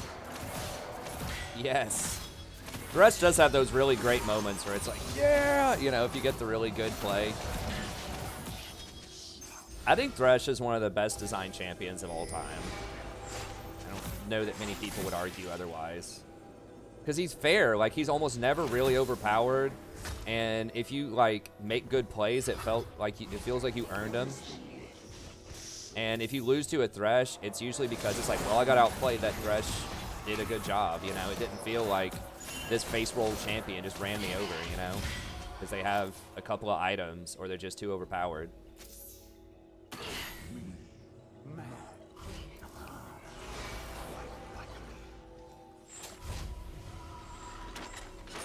Well, Thresh is not very good into, like, Zyra and, like, the AP champs is why. Like, this is a good matchup for Thresh. Yeah, I think we'll just go for Knight's Vow next, even though you only get half benefit. I really wish they would just code Thresh as melee. That would help so much. With Knight's Vow and with Relic Shield.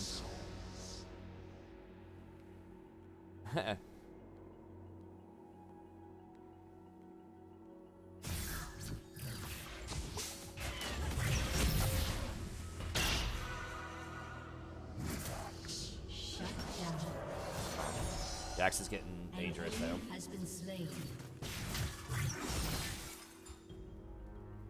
I think you should get credit for killing the ward if you auto attack it, even if you don't get the last hit. I feel like sometimes my ward score is lower because I'll try to give the ward kill to the laners for a little bit of extra gold. That's part of why I don't put a ton of stock in vision score.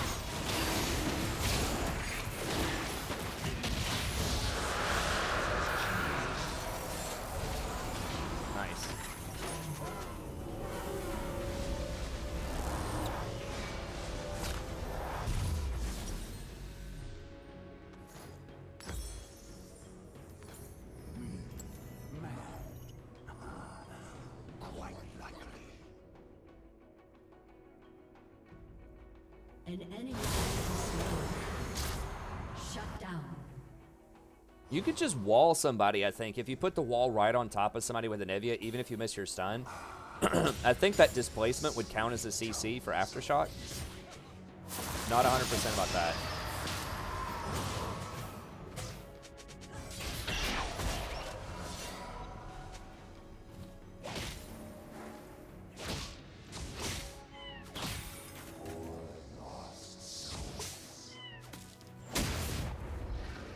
Oh, we already have a controller there. Okay, I can actually control word something else then. Like, shocked whenever anyone on my team buys control words.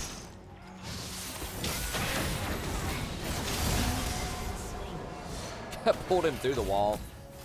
I like it.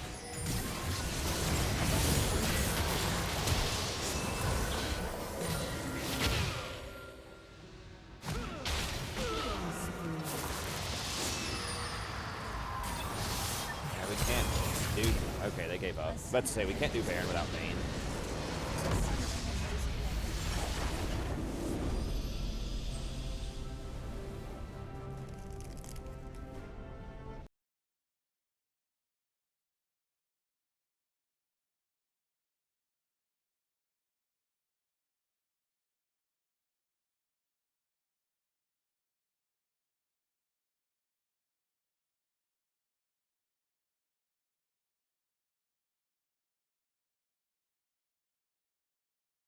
All right, well, that's going to be it for the Thresh video. Thank you all very much for tuning in. You know, I missed a few hooks early on, but I think we had a pretty decent game. If you want to see my Thresh playlist, I'll have a link in the description if you want to watch more Thresh gameplay. Be sure to check out my support tier list every patch where I evaluate sort of the state of the meta and which supports I think are going to be strong. We also have coaching sessions I stream every night starting around 9:30 p.m. Eastern Standard Time. And lots of topical guides like how to micro better, how to macro better, one tricking, all kinds of great stuff. So be sure to check it out, and that's going to be it. Thank you very much. Have a good day. And don't forget to like and subscribe if you enjoy the content. See you next time. Okay, so the stream's going to continue. That was just for the standalone Thresh VOD.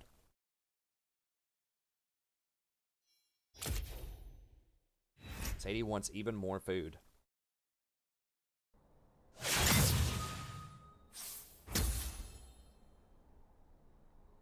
That was a fun game on Thresh. It does make me want to play Thresh more, but now I know I'm just going to like pick Thresh into something like Nami or Zyra and be like, man, I hate my life right now. But Thresh is very fun and pretty satisfying to play. Yeah, they are trying to make Vision... Well, I don't know about weaker and weaker. I think it was very strong at the start of Season 8. When there was still Tracker's Knife and when they introduced Zombie Wards. I think it was strong. But I think that they have... I think that was stronger than it was in Season 7. But then they've slowly dialed back some of that.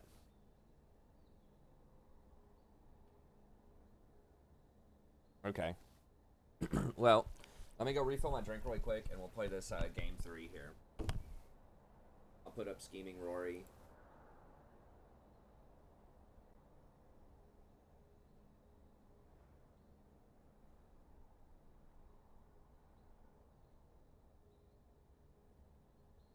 Back in a second.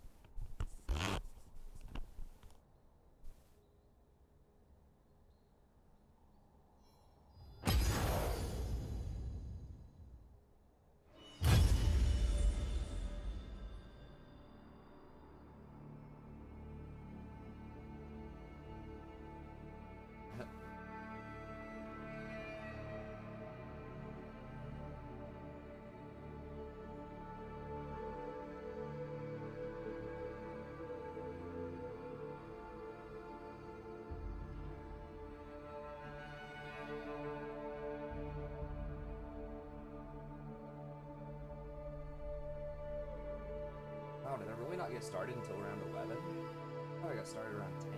I don't know. My sense of time is like so off. My sleep schedule is just so out of whack. I stay up late and then I have to get up and deal with 3 in the morning. Might have to change. I don't know. Sometimes I think maybe I should change time a little bit. I can go to sleep by like 2 a.m. instead of like 4 or 5.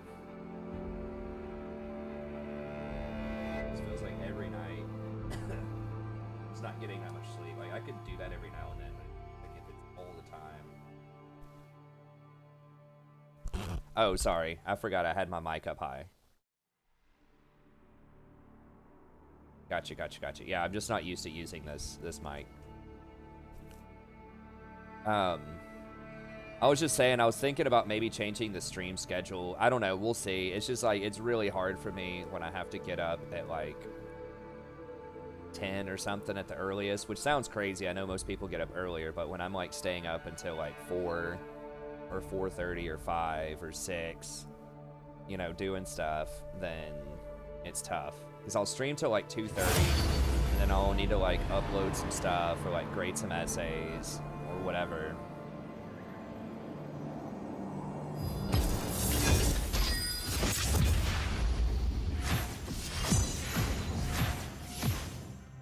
But maybe I really could actually try to stream from 9 to 2 and then just like immediately go to bed at 2 and like go to sleep. And then that might be okay. Yeah, it's a pretty good headset mic.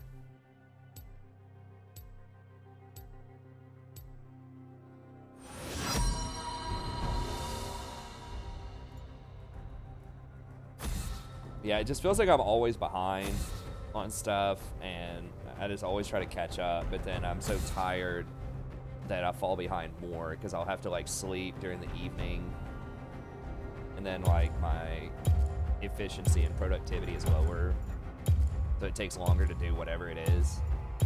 It's just like this kind of cycle that I've got myself into lately that's tough to get out of. Tyrant. Yeah, it's tough. I'm not even doing my dissertation. I'm going to try to do that because I really would like to get that done and complete my PhD. I haven't really done that in years.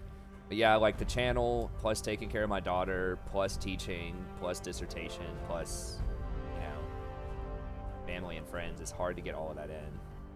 And I haven't been exercising either. I need to like join a gym. Like what I need to do is at least a few days a week, I can get my mom over here to take care of Rory for like 1 day a week or something. And then like just go to campus, go to the library, and just work on my dissertation for like 5 hours, and then just like go to the gym, exercise a little bit, then just come home. I think that would help a lot. I'm gonna go ahead and just do Nami here, since we have Lucian, and I don't know what they're thinking bot lane. I decide what the Nami's very tide good will with bring. Lucian.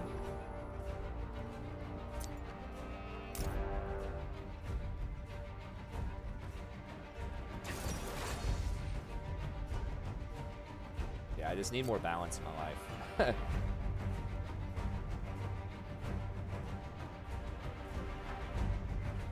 It's like kind of hard to tell if I'm like feeling sick or like just anything is going on, because I'm like always in this state of like this sleep deprived state.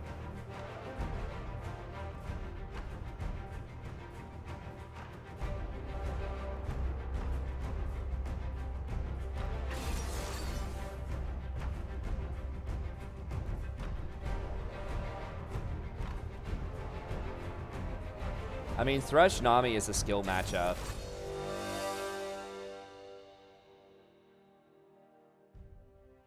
I would rather be on the Nami side of that. Just depends. I mean, if Thresh consistently lands hooks early and they get ahead, then it's good, but like Nami's going to outscale him hard later on. It's really hard to go in if you don't hook the Nami, if you hook somebody else. Like, it's very hard to engage into that because she's going to tidal wave you and bubble you. And it's probably going to make it difficult for your teammates to follow up, and you're almost 100% going to die if you do that into a team fight later. So it is tough, Dave. Yeah.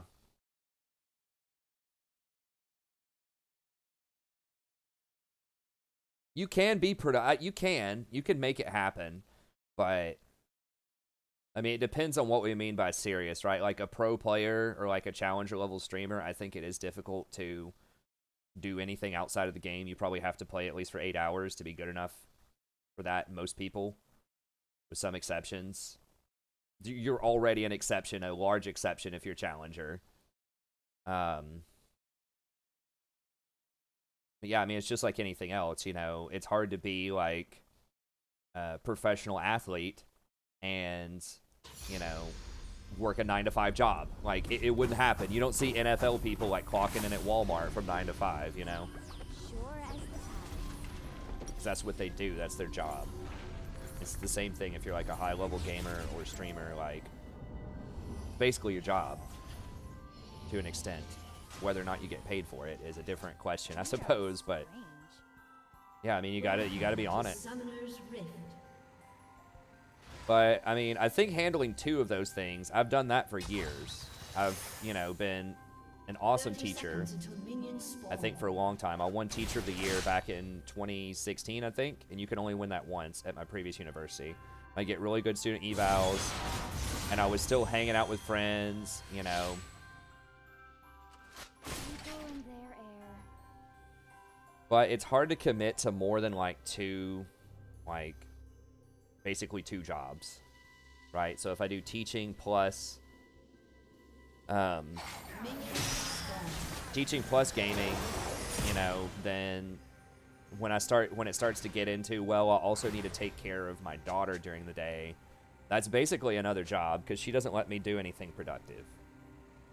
So that's when it's like 3 things. That's when it gets really hard. When you basically have 3 jobs, 3 things that are taxing, you know, 6 hours of your time almost every day, then you start to run out of time. I mean, there's only 24 hours in a day. I could be more efficient, but at some time, like, you need to chill too. And like, you know, playing League, streaming, it's not like, it's nice, but it's not like the most chill thing in the world, you know, like, so I need some time to watch like some funny cat videos or just to like go learn, just read an article about something cool, you know, just do something else. But it would be nice if I could just be more efficient too. I'm pretty sure I have some form of ADHD. They just never diagnosed that in the 80s. But I was put in a, they had this program called Transition, like back in the day. This is what they used to do with ADHD kids back in the 80s.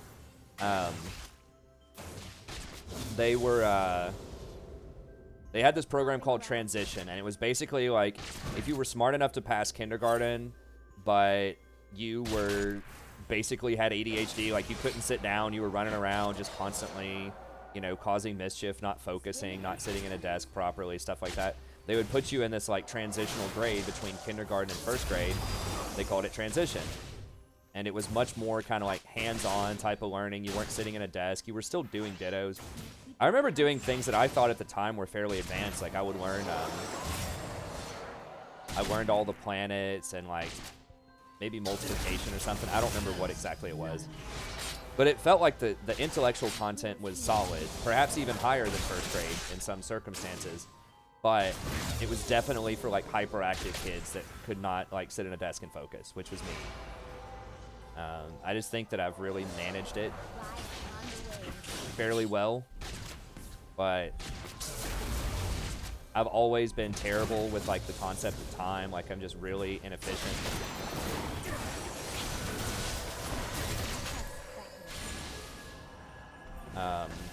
I don't know, and I just procrastinate. I mean, I know a lot of people procrastinate, but I just have a hard time, like, I don't know, keeping focus. I mean, I'm not like probably the worst case out there, but I think I'm somewhere on the ADHD spectrum.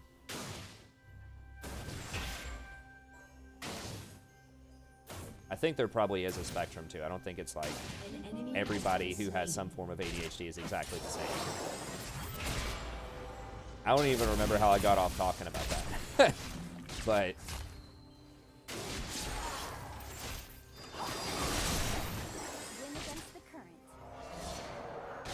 I mean, my goal with the channel is just to create the best League content that I can, and maybe branch off into other games eventually. I think I'll pretty much always play League as long as it's still like a popular game, which I think it will be for the foreseeable future. But yeah, I mean, I would also like to, you know, do more video editing, add in like more content and graphics, but once again, it's a matter of time. Like, it's going to be very difficult to do that if I also have to take care of my daughter and work on my dissertation and all that, so.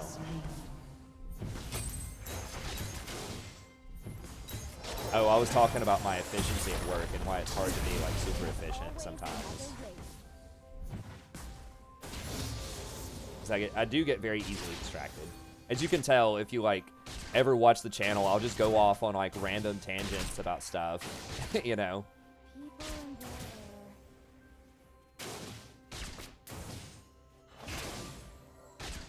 Hey, what's up, Glenn? It's actually not. This is my headset.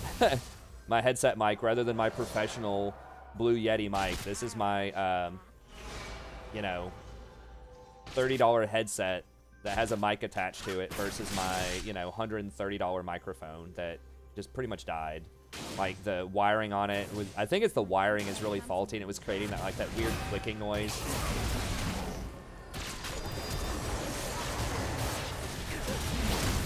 Oh, we flashed it? I think we got it anyways, yeah, okay. So I think I'm a very functional person that has, like, some level of ADHD, but it does eat into my efficiency. Because I'll be like trying to focus on something and I'll be like, oh, I want to know about this. Oh, what about that? What about this? I think a lot of people have some of that.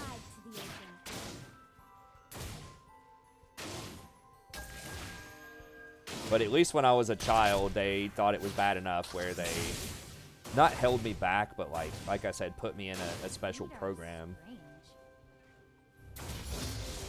I was kind of a hellraiser in school, honestly. I know it's probably hard to believe, but not in like a bad sense. I was goofy. I was like a goofy class clown. I was always getting in trouble.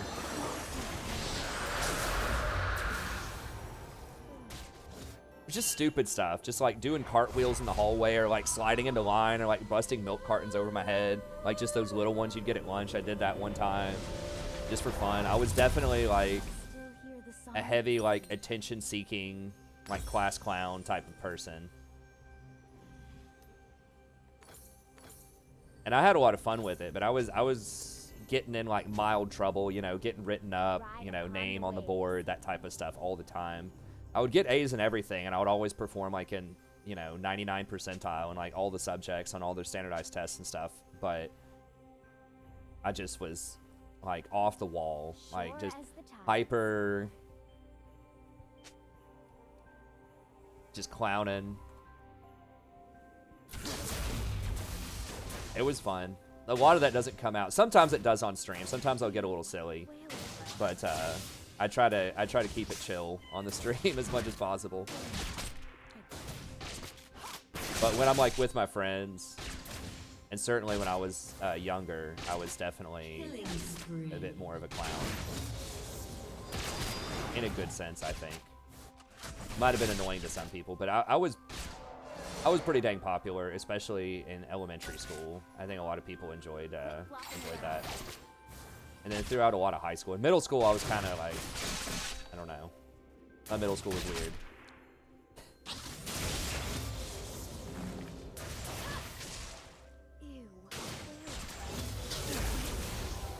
Middle school is kind of a weird time, I think, for all kids, but it was just like a weird demographic thing at my middle school. Like, the zoning is so gerrymandered. It was like a lot of kids from like really tough neighborhoods and a lot of kids from really rich neighborhoods, and it's just bizarre. So I wanted to attract as little attention, well, not as little as possible, but I was just more reserved in middle school. I was actually, I mean, I was fairly popular. I shared that story about how the actual popular kids invited me, this one girl, to one of her parties where they were talking about there was going to be all this grinding, and I didn't know what that meant. If I knew what it meant, I would have gone to the party. But I was like, nah, I think I'm good. I'm going to go to the card shop. I didn't tell her that, but I was like, I'm busy that weekend. I was just hanging out at the card shop with my buddies, like playing Magic, instead of going to this party where this girl was basically saying, like,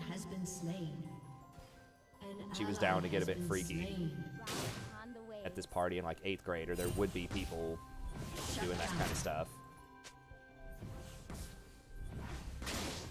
may have ended up saving me some STDs by not going to that. But anyways, I was really popular with a lot of kind of the thug kids. I don't know, I was just kind of silly. I was very friendly though, kind of like now. I tried not to judge people too much. I'd say, hey, how you doing? You know, all this stuff, just being super friendly with everybody, trying to judge as little as possible.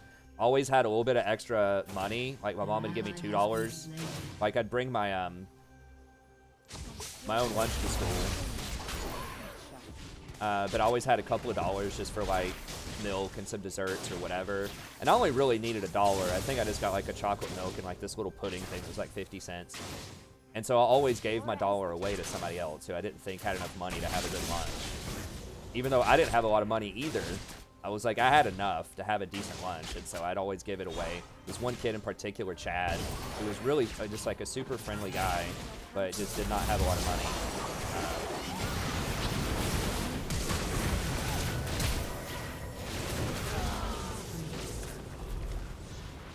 And then I was just super friendly with a lot of people, and so I was pretty popular among the kind of the rough kids.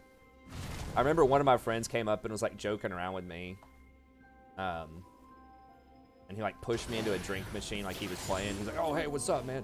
This other guy, who I guess is kind of thug now, and then this girl came up who was like really rough around the edges. She's kind of scary. She came up and she just like pushed him into the drink machine. She was like, "Don't you touch him!" I'll find my path. And like got in his face, and I was like, it's cool, we're friends." She's like, "All right," and then walked away. Yeah, that middle school was an interesting experience. An enemy has been slain. We are all tied. An ally has been slain. All right, as far as this game's going, I don't know. Thresh hasn't even been in this lane most of the time. I don't have vision. I don't want to chase him around the map. Ride upon the wave. I think we're doing okay. Like, I think we've punished Caitlyn a decent amount. I need to go buy, but Lucian's already back, and I wanted to freeze the wave there. I probably could have bought there instead of hanging out. We are all tied to the ocean. You need Smash when you can play Smash. That's kind of rough. I'm gonna go ahead and get Mobies just so I can maybe start following some of this stuff around. Starting to look a little dicey. My quest beckons. Dude, you're playing Ari. Like, dash away.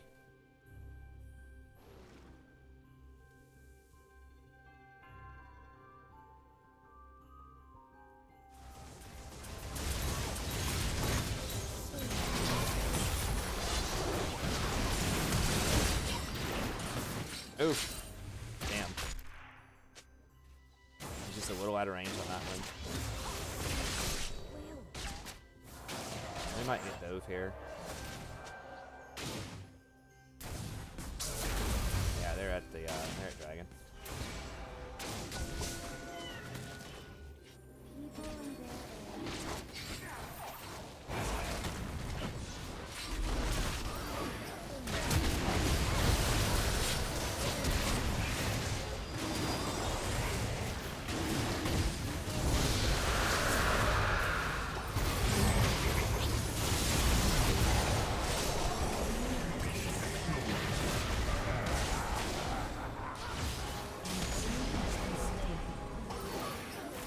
Okay, that was definitely a good turn of events there for us.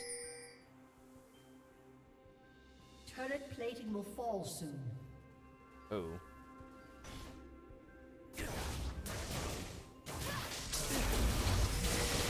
Oh, damn, I didn't mean to take those. Okay, Lucian does more damage than I thought he would.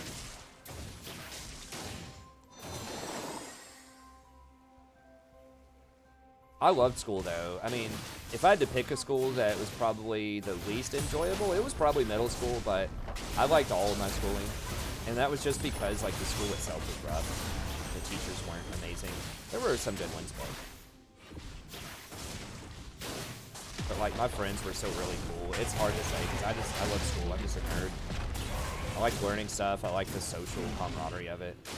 It's just so hard to get people together when you're older. Like, everybody's just so busy with work and family and things like that. Like, even though I'm back in the town, you know,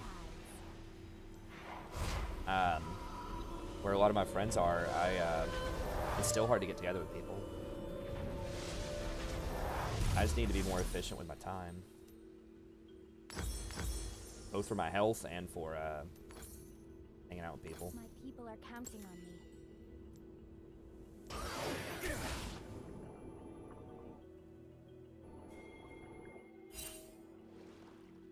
Card game AI is always gonna suck. Yeah, card games are usually pretty complicated.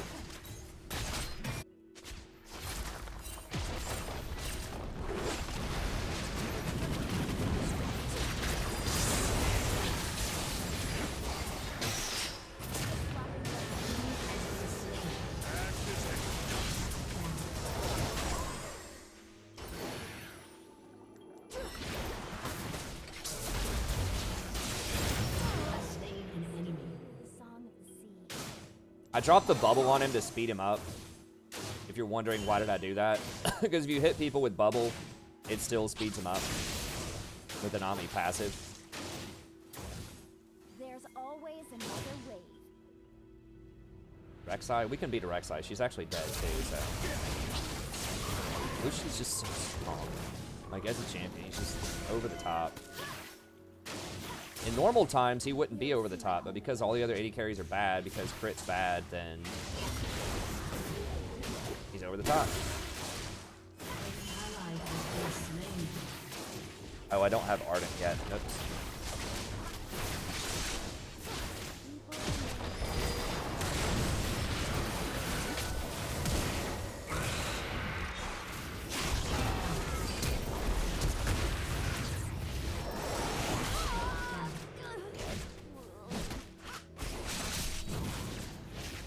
Alright, well, that was bad.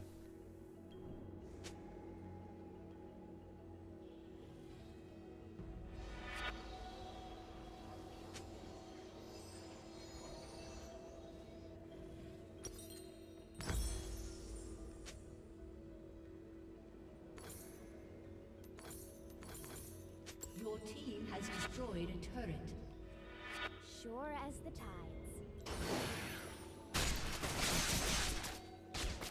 Yeah, we were too aggressive there. We just weren't respecting the Rek'Sai. I thought I had a ward there. I guess I should have warded deeper. I don't remember if I had a normal ward. I know I had a control ward in that bush.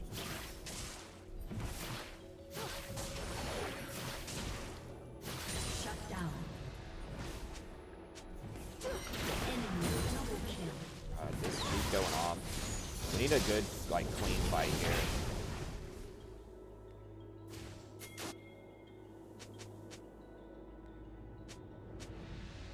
We She's... are all tied to the ocean.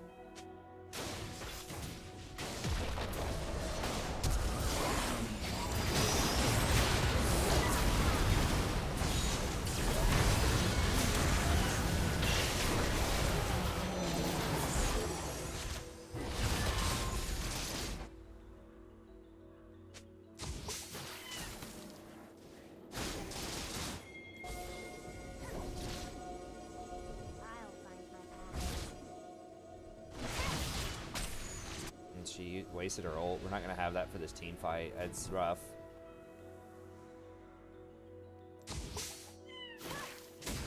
People in their air.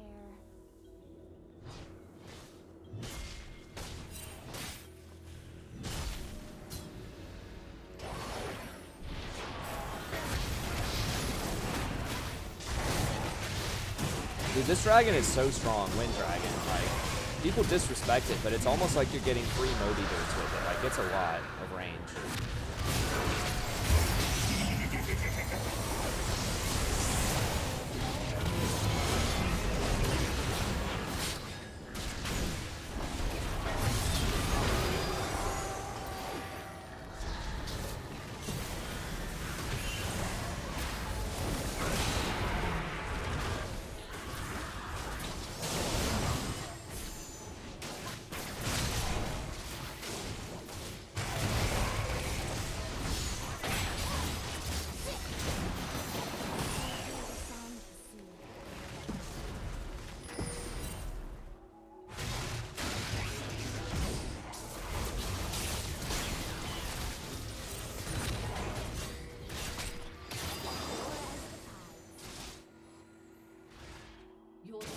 has destroyed a turret.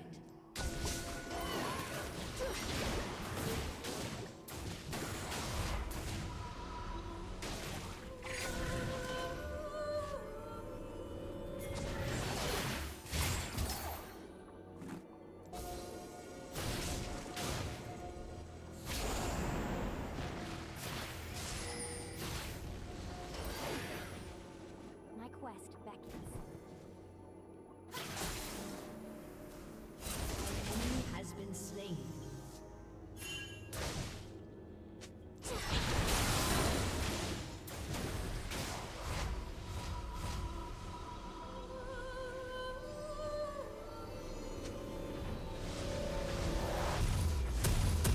Flopping around. I mean, I think it's better than Water Drake later on in the game, although Water is very good early. I don't know. I mean, there are some situations where it might be better than Mountain, honestly. I mean, Mountain is very good, but it doesn't help you fighting other champions. Like, that rotational speed it's really fast. It's like 9% of your speed. Like, you get an extra 30 speed. Sure as the tides. Like, that's huge value. Although Mountain is very good for taking Baron, and Baron does win a lot of games.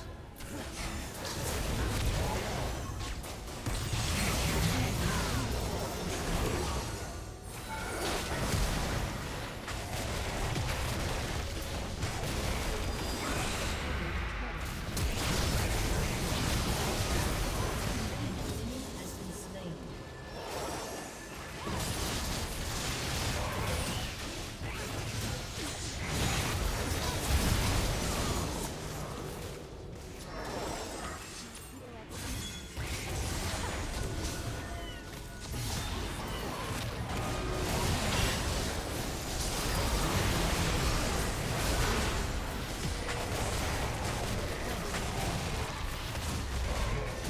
Oh, we're just blowing him out of water here.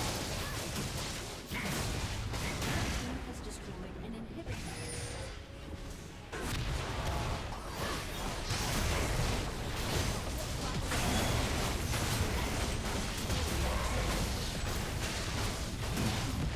team has destroyed an inhibitor. Dying on the way.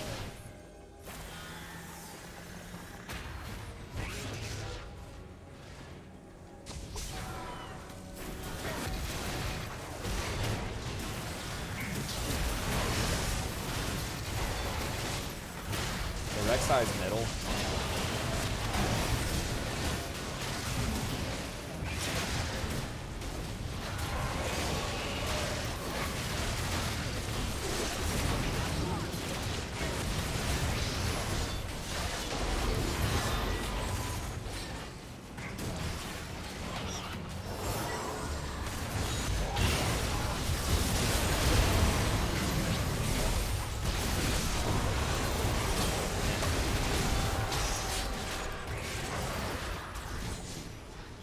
Well, I think we just kill them all and just win the game here, though. Godlike.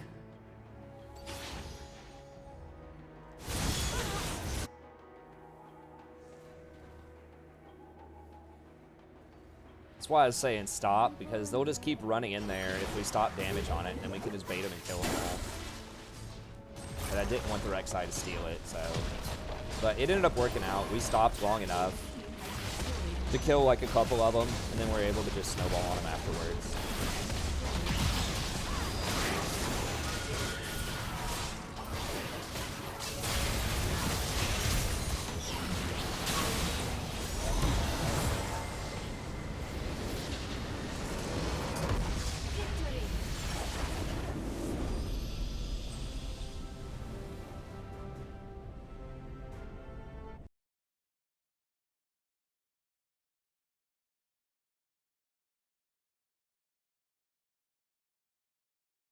Oh, y'all talking about Magic?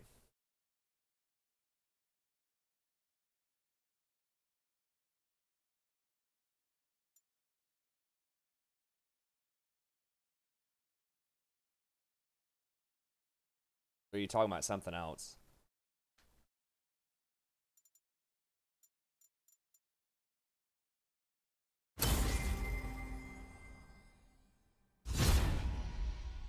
Yeah, that might be a good place to go ahead.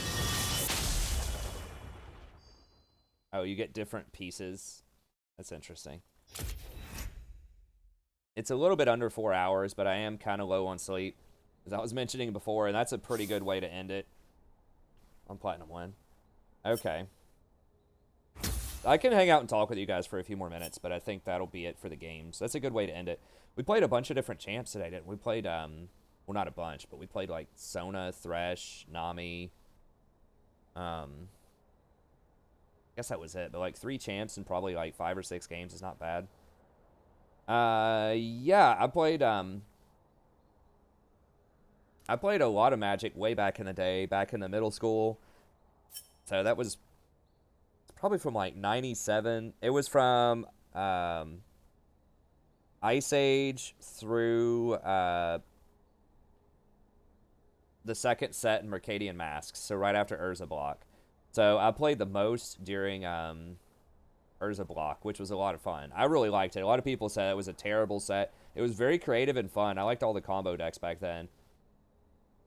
If I played now, then I played some back in like 2014. I played for like maybe off and on for about a year and a half with the cons.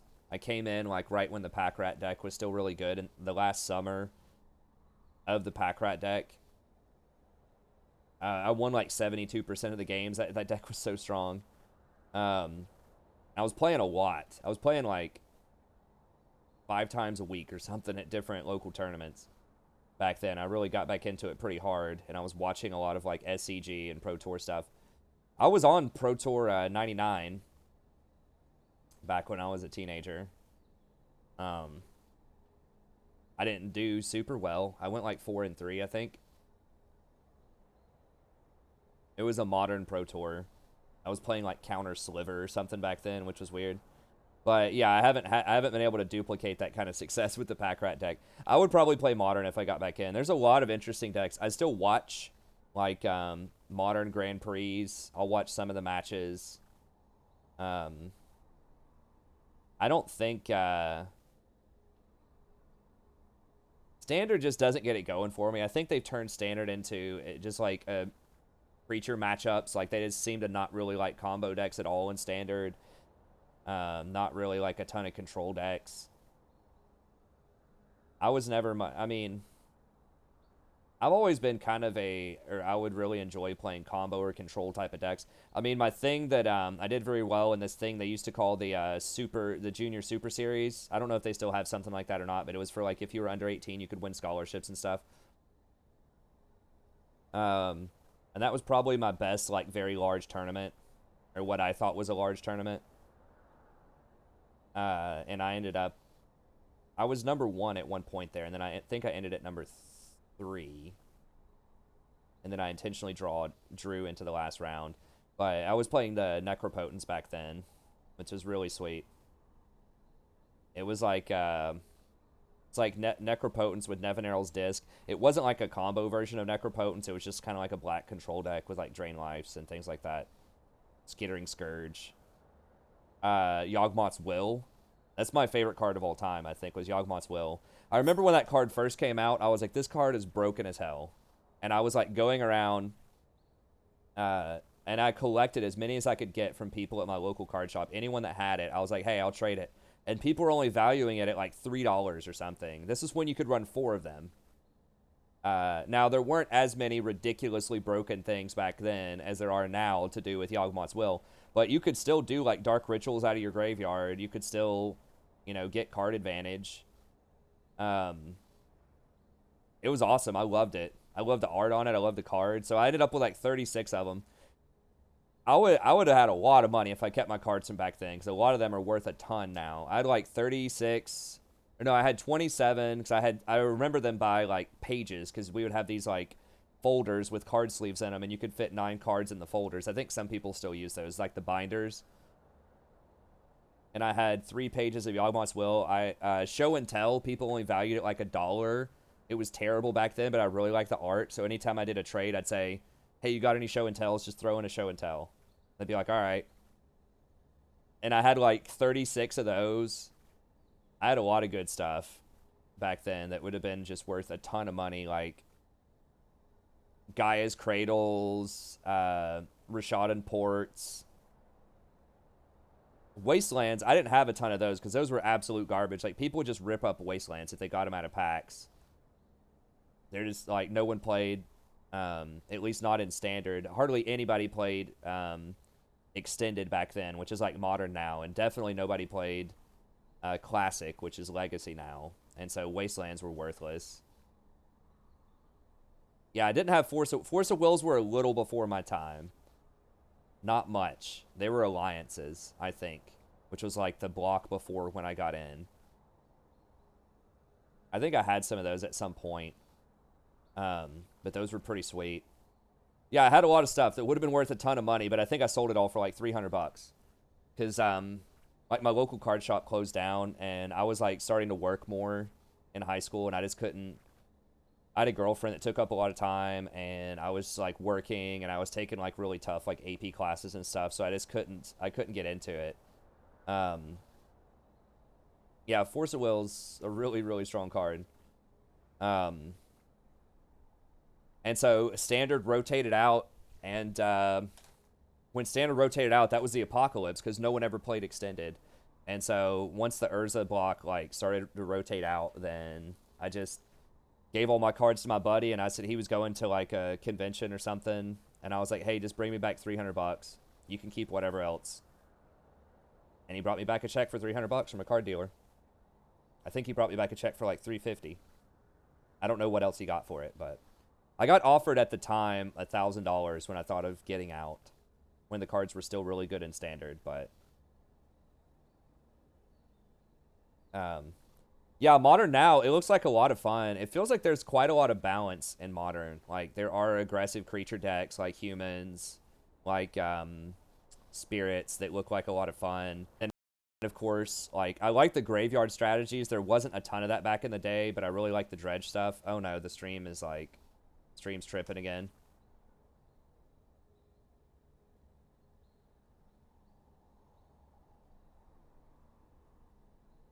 Okay, it's back.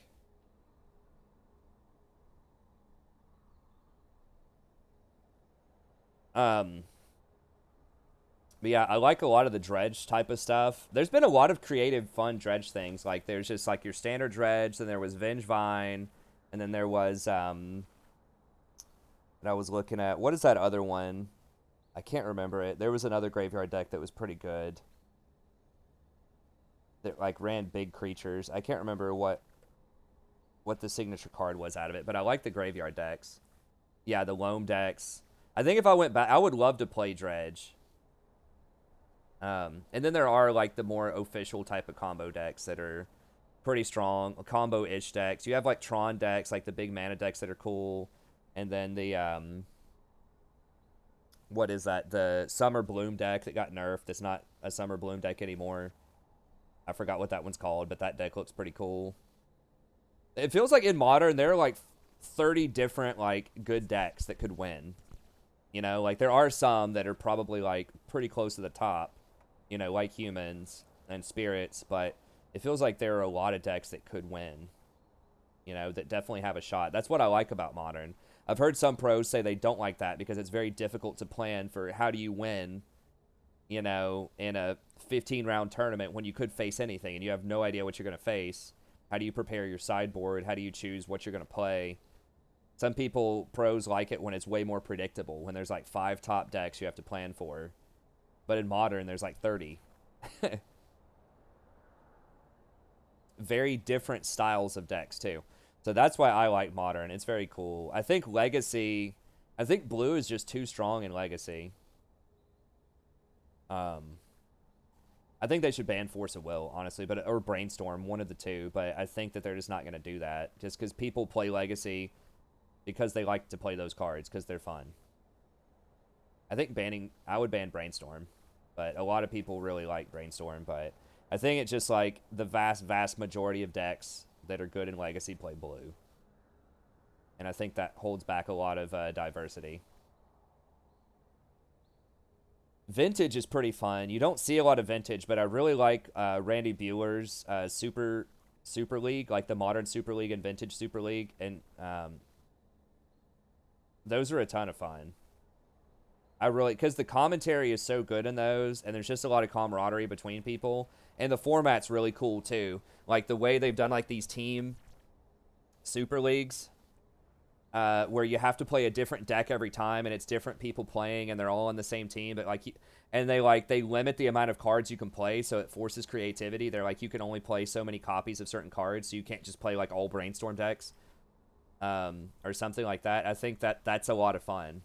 And it's like a new meta game. It's like, well, are we going to put up our like #1 deck against this deck, or are we going to save it for later? And so it like adds a whole extra layer of strategy. It's a really cool tournament format that you could only really do in like a small like invite only tournament like that, where you just have like 8 teams or something. But I think that's really fun.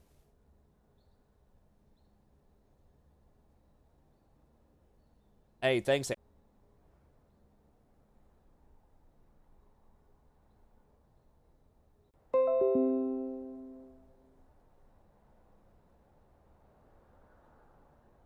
Well, now it's freaking out, so I'll probably just go ahead and call it for tonight. It has been fun talking about the cards. I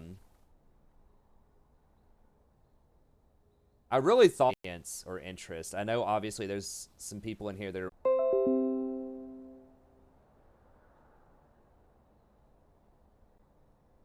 Okay, this is like some new version. It keeps saying that like OBS is disconnected and then reconnect. I think standard is still kind of affordable. You can get a decent deck for like 100 or 200 bucks in standard, but the old cards, the thing is they hold their value though. Like it's a lot to get in, but especially with Magic the Gathering Online, you can get most of that money back because the cards are good in that format almost forever unless they get banned, which is rare. Like sometimes it happens where certain entire strategies get banned, but like you can resell a modern deck online. I mean, it fluctuates.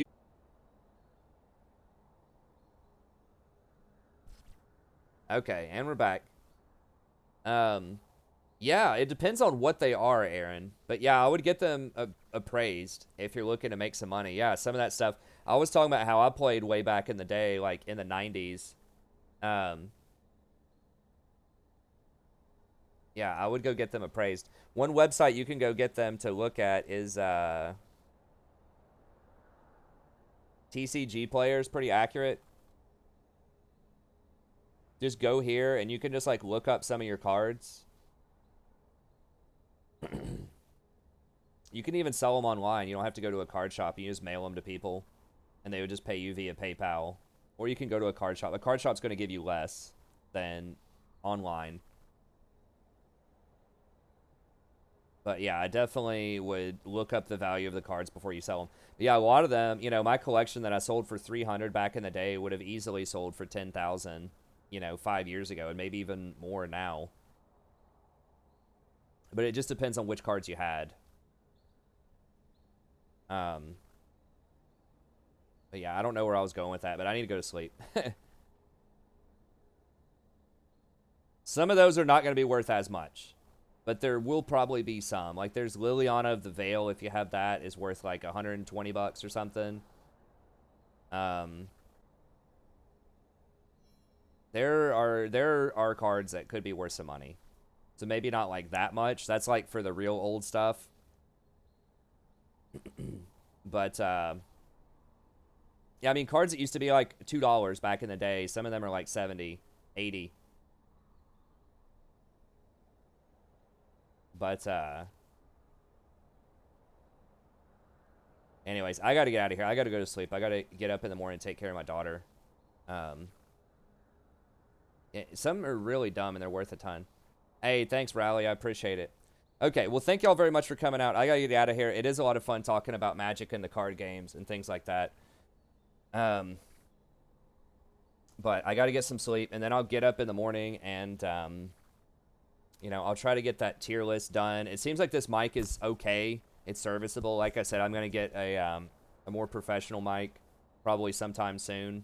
I know this one doesn't sound as good as Blue Yeti in its prime, but Blue Yeti, something died in Blue Yeti because it was making this really annoying, like, crazy popping click sound that people may have noticed in the last couple of streams. But anyways, that's going to be it. Thank y'all very much. As always, I really appreciate it. You know, we got to play some different stuff tonight, so be sure to go check that out. I know 2 or 3 Sona games. Obviously a Nami game at the end. I don't remember. I played something else too in there. Oh, Thresh. I had a good Thresh game in there. So be sure to look all that up. But anyways, that's going to be it. Thank you very much. Have a good day. Don't forget, like and subscribe if you enjoy the content, and I'll see you next time.